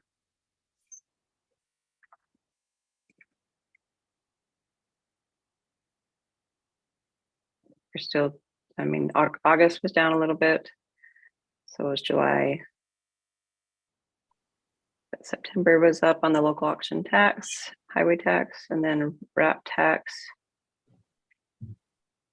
I don't understand how the wrap tax works. How is it even calculated? I know it's off the recreation. It's what tacked quarter on. percent on or pretty much every purchase with sales tax. It's just a additional tax. So you purchase anything. Yeah, so that one stuck out to me because it doesn't follow the sales tax. It should just mirror the sales tax pretty closely. And that one is way different. Does not, yeah. Unless it's submitted a different time or something than the sales tax submittals. Doesn't, I think the sales, it's behind a month or two, isn't it, Brock? Well, it's the same as sales tax. So like anything that you buy in when a business does their collections in July, they have to remit by the end of August. We don't see it till the end of September. It's a matter, I guess, but still should follow. But whenever, if somebody's a monthly filer versus a quarterly filer, it should still be because they do be doing sales tax the same as. Yeah. So why wrap would it be tax. going down? Yeah, it shouldn't have Yeah, there. that's a good question. Like when I submit my sales taxes for Laser Mania, the wrap tax is just included in that number I submit. So yeah, that one's definitely the odd duck. The only thing that I could think of is if there's certain things that do not charge the wrap tax. Is there something that doesn't do the wrap taxes? Like groceries or something? Some services at the short-term rentals and that sales sector, they do not do the wrap tax. Is there something that is not? I'd have to go read into the wrap tax. Code to find out. Sure, if there's something that is not part of the tax. It's not get taxed, that's along with sales tax. You're looking it up. I was going to. Does it get remitted by the same taxing entity? Does it all come from the Yes. state? Yep, it all goes to the state. Yeah, and Washington County Auditor remits it to us. Yeah. So, And they send their calculation in with a check. I know. Pay for that new building. Makes you wonder. About the same thing. But that's a different tax though. That's not RAP tax. That's TRT. Right, that we're talking about that help pay for No. a new building. the roads wrap, they used wrap They tax. use RAP as well for that. Yeah. Cause they said they're putting their tourism Tourism. things on the first floor. And so that's why when you first went to get BMX and the Canyon View, that's why they held off, because they needed their funding for that, which But that was TRT, not RAP. In that case. We were going for TRT funds, not RAP funds. not wrap. Yeah, because RAP is given by the cities.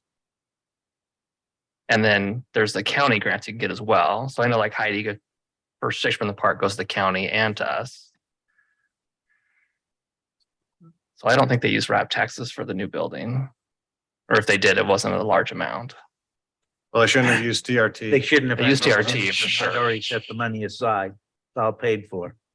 Hence the reason the legislation needs to be changed and that amount needs to be coming to the cities and not to the county. Off the tracks again. All right. Any questions in regards to the quarterly financials? Good job, Debbie. That was really informative. So you also have Beth there. We don't need to go through, she doesn't need to go through all but you can look through and see by each of the funds as it's broken out as she did. You can go through and see the percentage each department's at or whatnot. If you have any questions, reach out to Debbie. And then we'll do we're hopefully going to be finished with the audit. I'm hoping this month. And so I figure probably in January, we could do a audit review, a financial audit review, and then a second quarter review, if you guys are good with that on the timing. If the audit's done, we'll do it in December. We need it done prior to the end of the calendar year. Oh, that's right, okay. You just. It will be done. And It will Steve, be done. I will make sure you get there before the end of December. So. All right. Thank Is you, there Debbie. anything else? Of course. Miss seeing you guys. Give the old man a hug for us. Will do. He's up there doing his usual YouTubing. But thanks, you guys. Sure appreciate your time. thank See you later. Katie. Okay. See ya. Bye.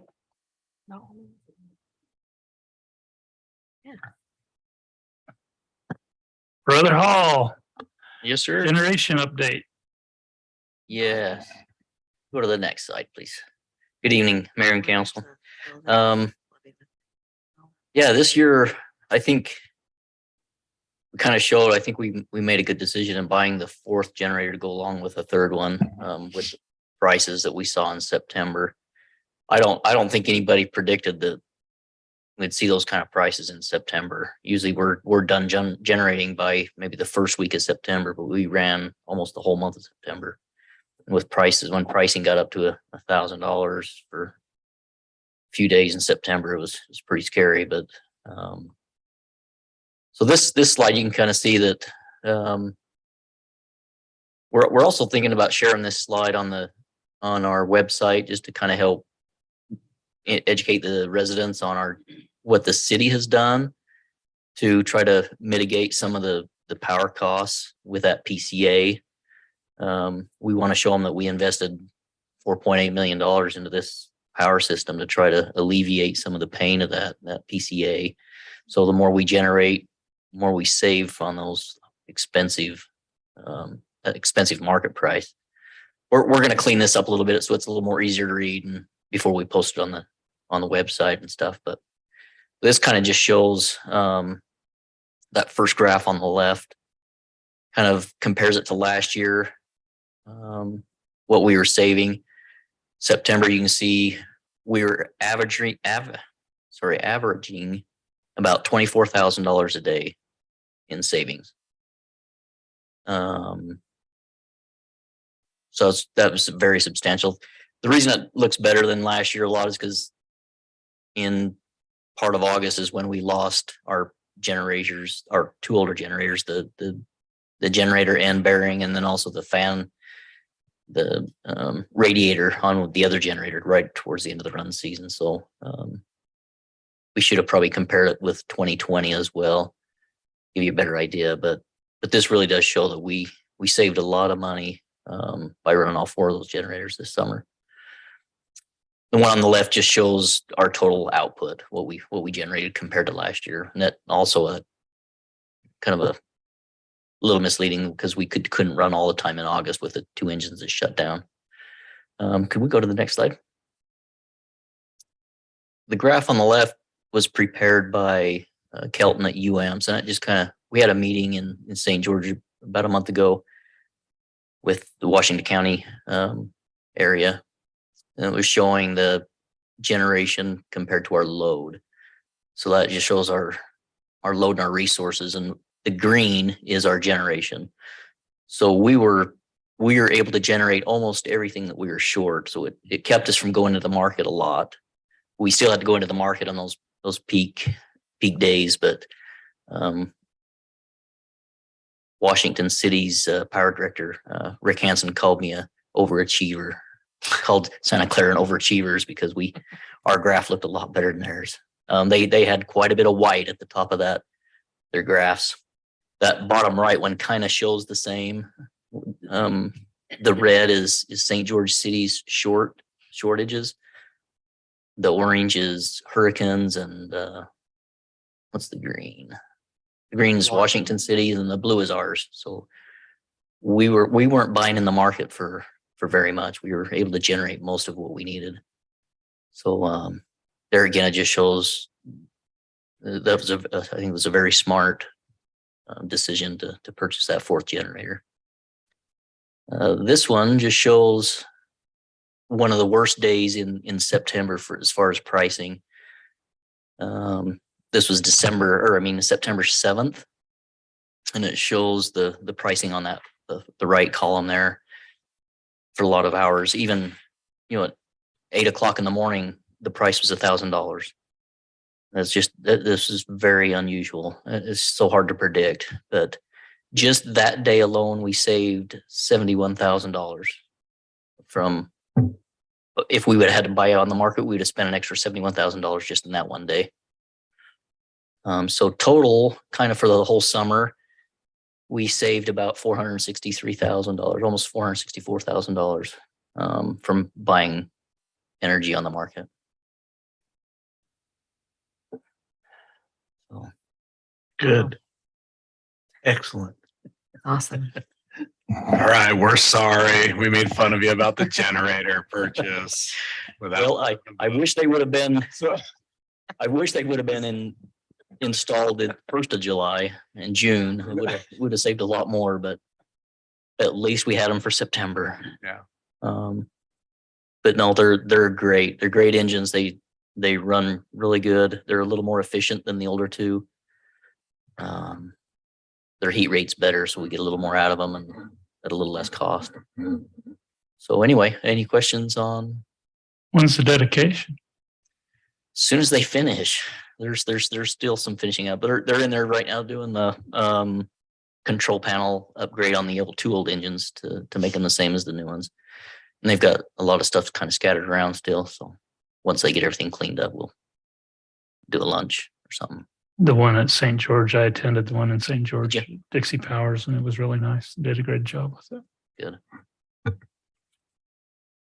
Yep, and they're renaming that Solomon Generation Station. Station. That's awesome. That's good. Okay, any other questions? Do you want me to put another one in the budget for next year? It's on our 5-year plan. Okay. If you know questions, thank you. Thank you, Gary. Appreciate it. You're welcome. Utah League of City and Town recap, council. Did you learn anything? Emailed you some slides. Well, and you guys were excited about a recap a month ago. When did you send those? Oh, there they are.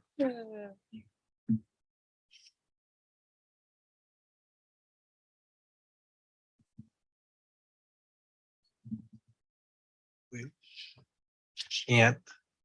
Do you want us Go just my to office, tell you don't the, maybe do you want us copy just them. to tell you the ones the workshops we went to and then a highlight from the workshop? Highlights. that what you want? Hear the highlights. Okay, I can go.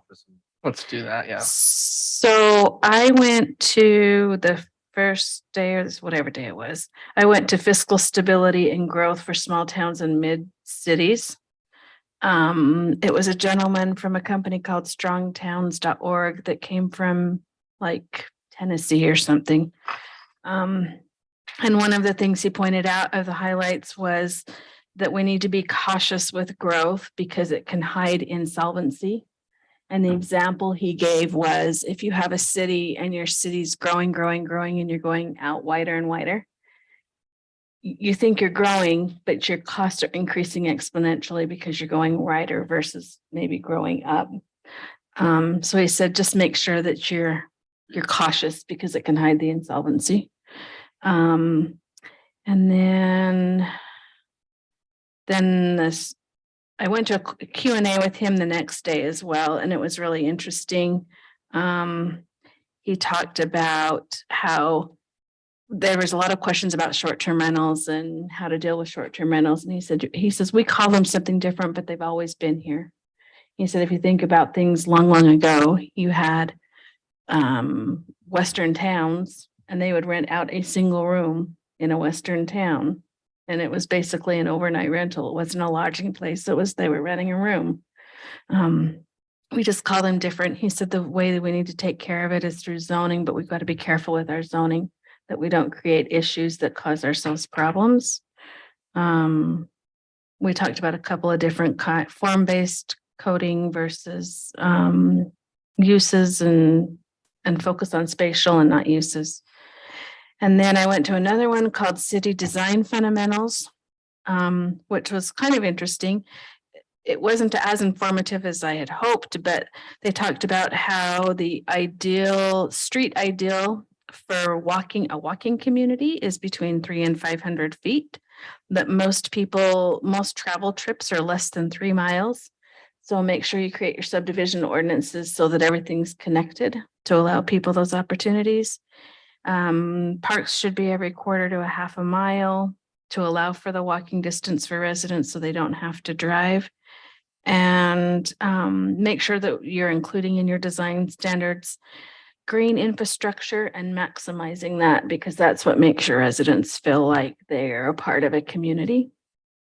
And the one thing, Matt's gone, but the one thing they pointed out was on development agreements. And they said, if you are using development agreements as a way to modify your zoning regulations, you need to be really careful because you could get yourself into trouble if you haven't had public hearings specific to the development agreements. I don't know how true that is. I defer that to Matt, but that was one thing they did point out. So it was worth writing down. And those are probably my high level highlights.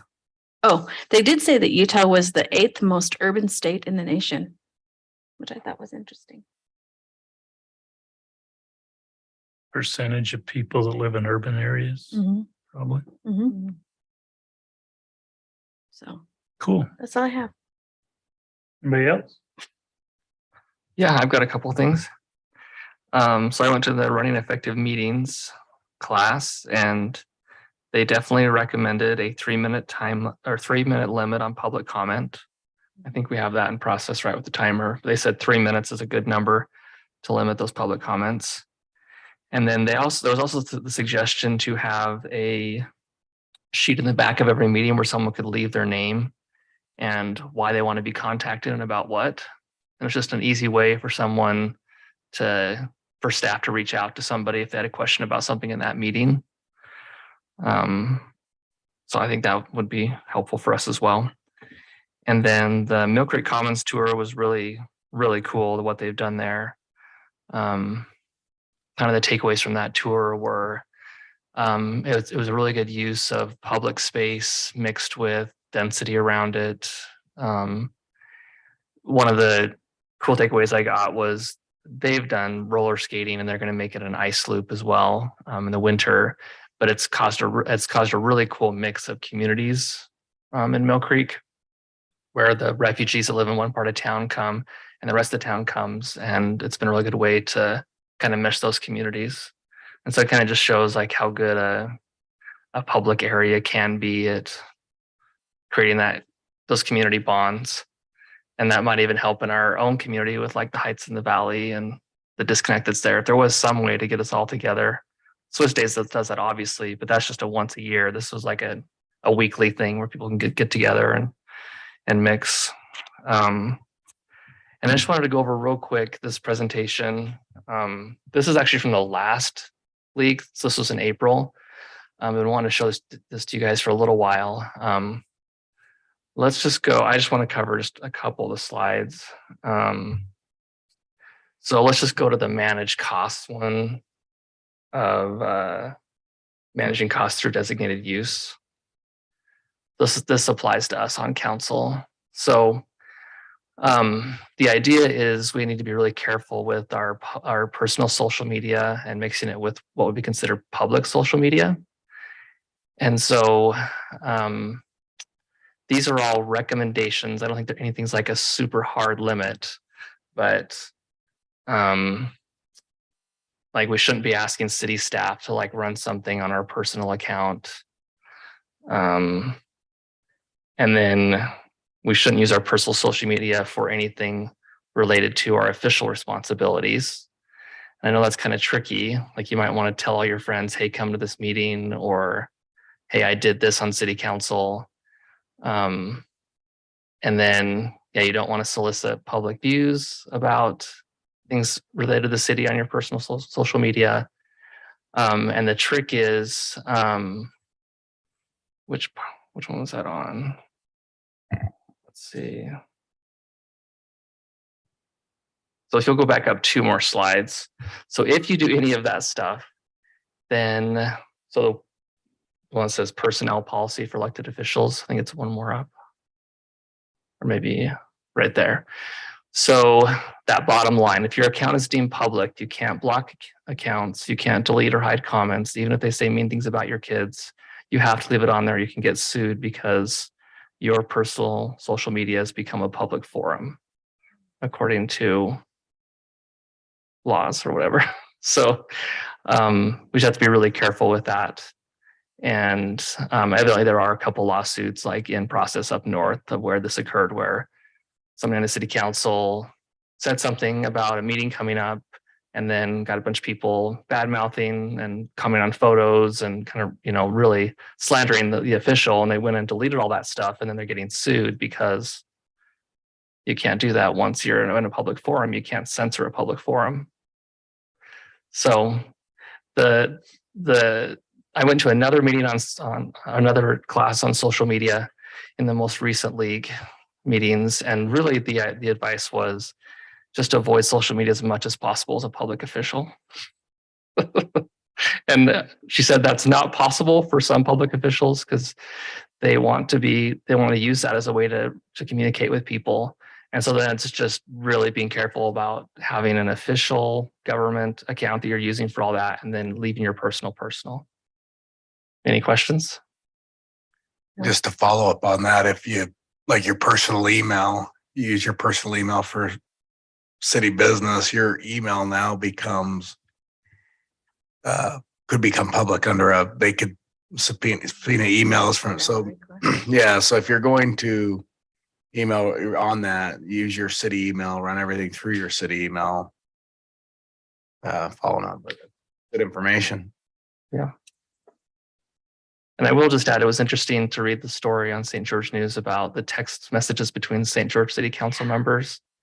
And there was even the discussion, this could come up in a grammar request, and sure enough, it did. So even that we have to be pretty careful on. And that's all I have to report. Awesome. Thank you, Jared. Anybody else? Krista, Ann? Mayor, I just had I don't know I'm just going through my notes here, but I think we've talked about this, but one of the classes I was in was just talking about our PR regarding rate increases, getting out the public hearing, on things, just if we're going to go through truth and taxation, anything like that, just being able to get ahead of it and just explaining it. So when we get into those public hearings, it just was very specific on being very open and upfront with the public as to the why and the need for it, and get that out on our social media. And I just reading up on that and just follow. It's just, we're going to have those coming up in the near future, in the next few years, and as a council, just making sure that we have a good understanding of why. That I think, so you go through that and you have the basis of why you need that. And I think that's, if you watched other cities do that, I think it got massive for that. I think there was a lot of, so it spoke specifically on that. And I think we've got the opportunity. I think we have a good site. I think, and managed right, we can get, talking about the power costs and things like that. I think the generator, what you just shared, our citizens should know that. I mean, it's hundreds of thousands of dollars saved in a market that it would have had to be passed on to them. So I think those things are important to get out to the community and let them be a part of that. So that's all I had. Krista? I went to one about how to fill in the gap in affordable housing. They talked a lot about middle housing being what's really missing in Utah. They gave some statistics. 80% of Utahns feel that home prices and rents are too high. In their survey, most respondents didn't feel they could afford the home they own today if they were to buy again right now. And 90% of Utahns are worried about housing costs for others, for their kids, etc. It's a real problem across the state. They talked about that, again, that middle housing price point and creating communities around that, helping with walkable cities, housing near to transportation, services, shopping, groceries, etc. And I went out to one on economic development, and they had the Logan mayor and economic developer specialist there.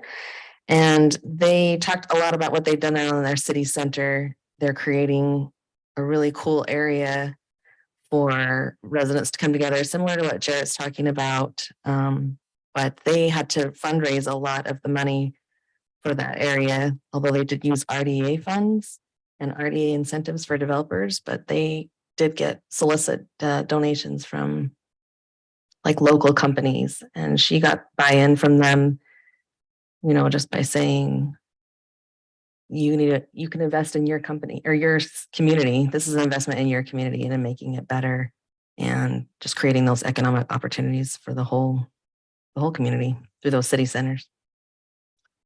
And I'll leave it at that. The one that I found really interesting, I went to the water conservation and repeated a lot of the same stuff that we've been doing down here for a long time, but I went to the one called Parades, Prayers, and something else, and Public Forums, and it was basically a First Amendment rights discussion. And it boiled down to, if you allow one to do it, you have to allow all to do it. So if you take comment from one person in the audience, you need to open it up for everybody in the audience to come up. So there's no discrimination. That way, like if you open your parade up to one group, you need to be prepared to open your parades up to every group. If we allow one group to pray, we need to be prepared to allow everybody to pray. That makes the request. So Mayor, when we did like the initial Silverado presentation, we let like a representative of the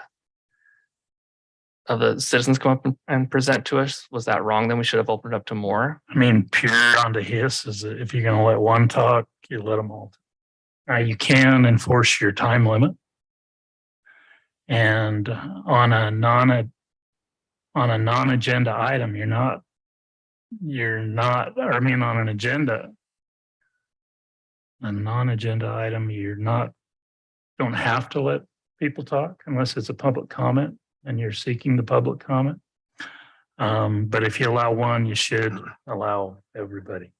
Now, I think in that case, allowing the public comment is fine, but just allowing one as a representative of the whole, you probably should have let anybody who wanted talk and then just cut the time limit off. I think that's what I'm going to try and do next time, is not encourage a representative. They each get a 3-minute slot and then try and enforce the 3-minute slot as best you can. Can you encourage no repeat? You can encourage, but if they were still within their time limit, you basically gave them 3 minutes. And you give everybody 3 minutes. So it was the lawyers that were giving the presentation. It was a really interesting presentation. I went to another one on farmland preservation. And the landowners pretty well beat up the city officials in that meeting, so I didn't learn a lot. The ranchers are still tougher than the city guys. That's kind of what I walked away with. There's still not a good way. They've talked about agricultural preservation the whole time I've been in this job. Everybody, if you pull your residents, and when we go back at least 2 general plans, one of the top 5 priorities of the residents in the city would be to preserve the remaining agriculture in the city. It's on the top of everybody's want list, and there's still not a good way or method to do it. The landowner can sell it, develop it when he's ready to. If you try and put zoning in place, even with enticements, probably the best way is to tell them you'll give them, if you keep that area farm, we'll give you 10 times the density over here. And I could transfer, but then maintaining the farm still becomes an issue going forward. The next generation doesn't necessarily want a farm. And so it was an interesting meeting, but the landowners still want their money is kind of what I walked away with at the end of it. It was a good conference, good session. I enjoy the networking that we do as a council of these as much as anything, and talking about issues that we're all facing. And so thanks everybody for going. We missed you. Okay. But we'll get you next. Brock, you were there too. Nothing to, on that, mine, big one was housing, affordable housing. Big one we had with the city managers and trying to have that discussion on that, and how do you try to solve that as it's being painted, it's a city problem and cities have to try to solve it. So that was a big discussion about managers, and ultimately what city managers in there came out is just the only way. One of the possibilities of being able to solve is always it's everybody that's at the table involved in housing needs to be at the table and taking, I'll say, a cut of trying to reduce the costs, and not just one side of the people who are involved, from developers to real estate to cities, and everybody involved need to be involved at the table and saying, hey, we're willing to take the share off to try to create it. That was what was talked about with amongst the city managers. I've got to sit on a panel tomorrow at the Housing Affordability Council. I'm going to get questioned on what cities can do to help and what our role is. And I don't think you can achieve it down here. All the research I keep doing, the time you figure half of every house that's built down here is sold for cash to a retired couple. 15% of it is short-term rentals.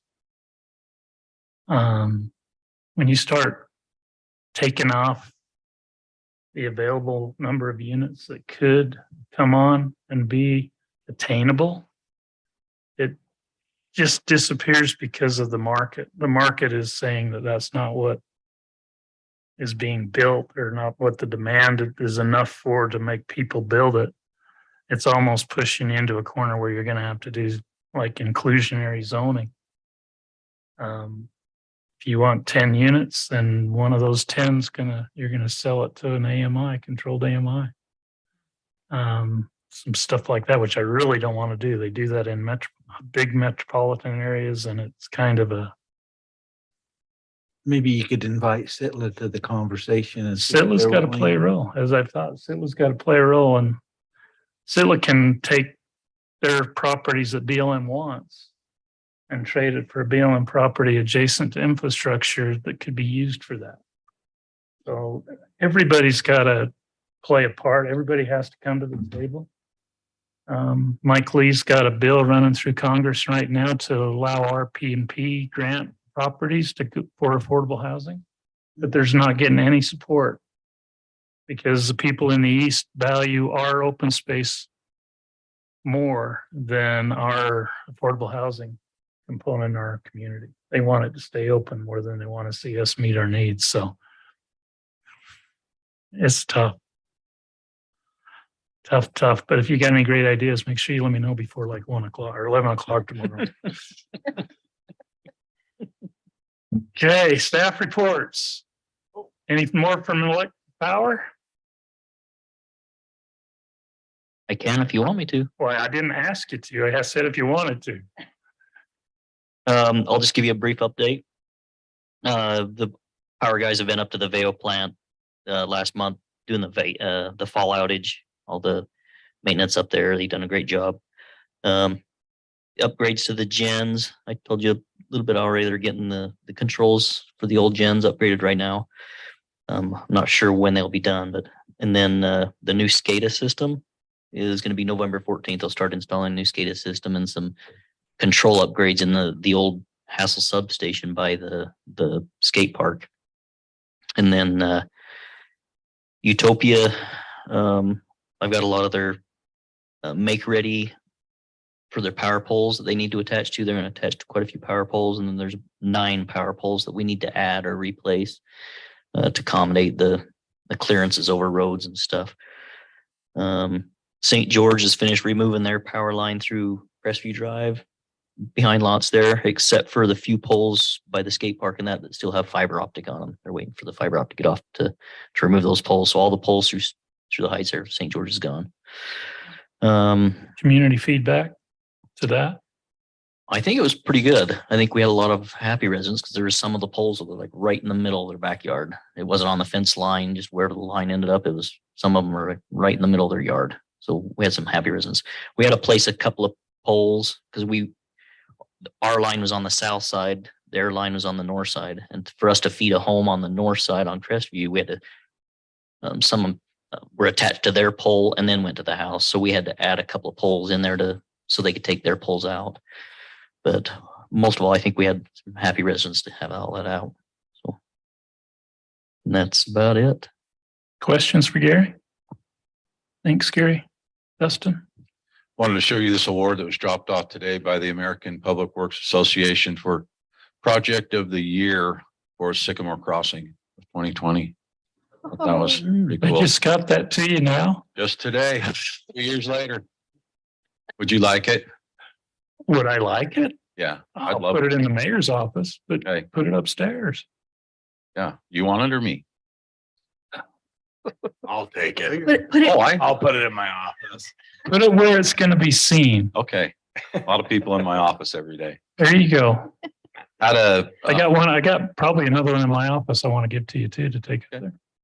had a update meeting with Utopia. They've installed over 100,000 feet of conduit, 25,000 feet of fiber. They finally got the permit to do the interconnect on Dixie Drive with St. George City and UDOT. They're thinking they can have service in 1 month.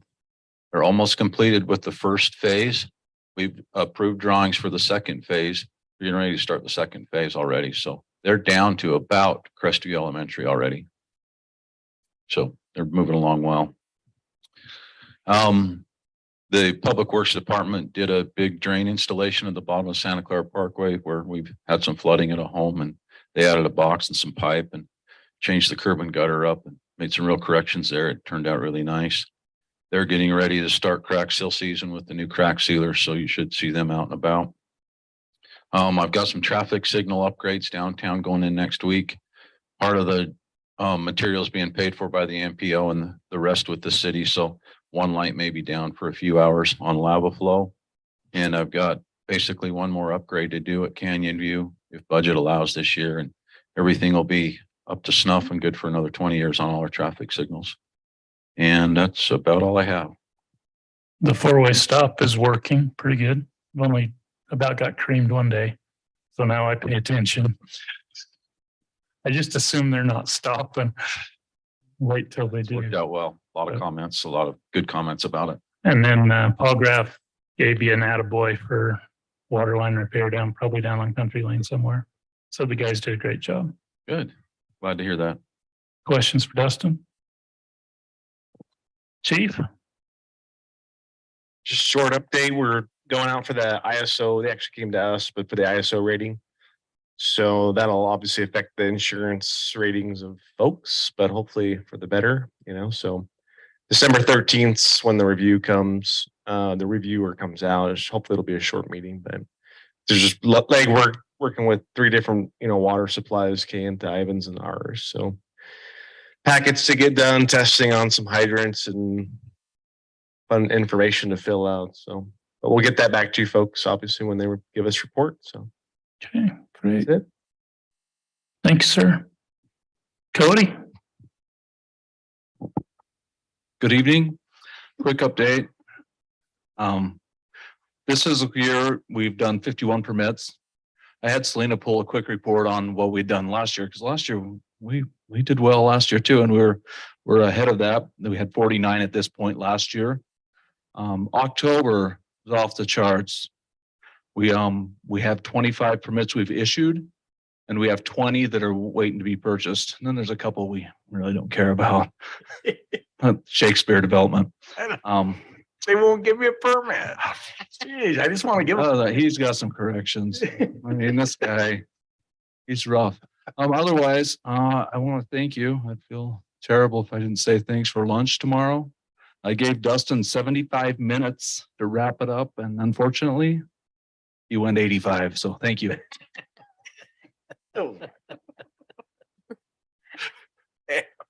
Jim? I have nothing. Thank you. Rocky? Quick, so as Debbie said, audit's going. We have the mayor on replacing Judge Armstrong, submitted the 2 names to the courts, so we're just waiting to hear back from them on that. We're working on with police and fire EMS on their needs for next year, so we can bring that to you before we meet with them, so you guys can have a little understanding of what their requests will be looking towards the next fiscal year and ongoing. I'll be going to UCMA conference tomorrow and Friday. Also, Ryan and I met with Jim Entz and Dave Hunter down at the Tolbert Park, the Orchard, on that, and we met with them to what we're going to do going forward. The discussion was to have the fire department come and burn the piles that they have, the stumps they have, get that burned, then get with Civil Science who had the design, make sure dimensions are all there and dimensions on where Chapel Street will be, and then to have Jim come in and try to grade it out to where it'll be and kind of lay it out and see where how it'll be laying on the ground. And then so maybe slowly in the next fiscal year, not start maybe doing a few things. Talk is to not do any garden in the next year, just to let it sit as we try to get things going.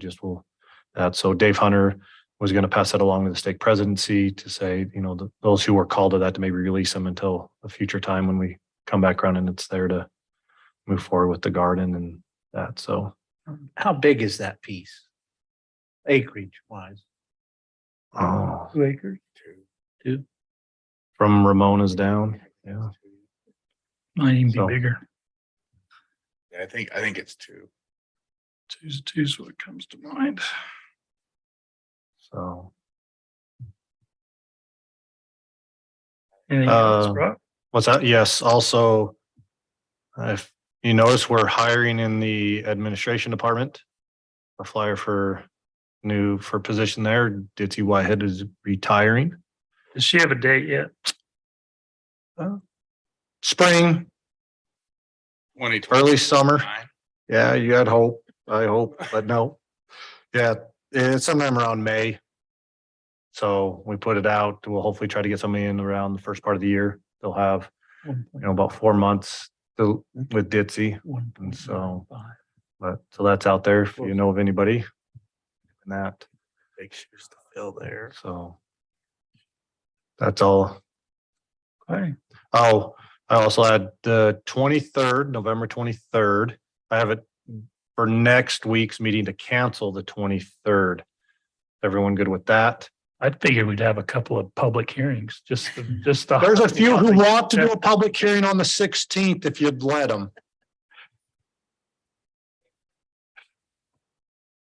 Larry would be more than happy to do his poll attachment public hearing and do that he'd been waiting like 6 months on. So he'd be more than happy.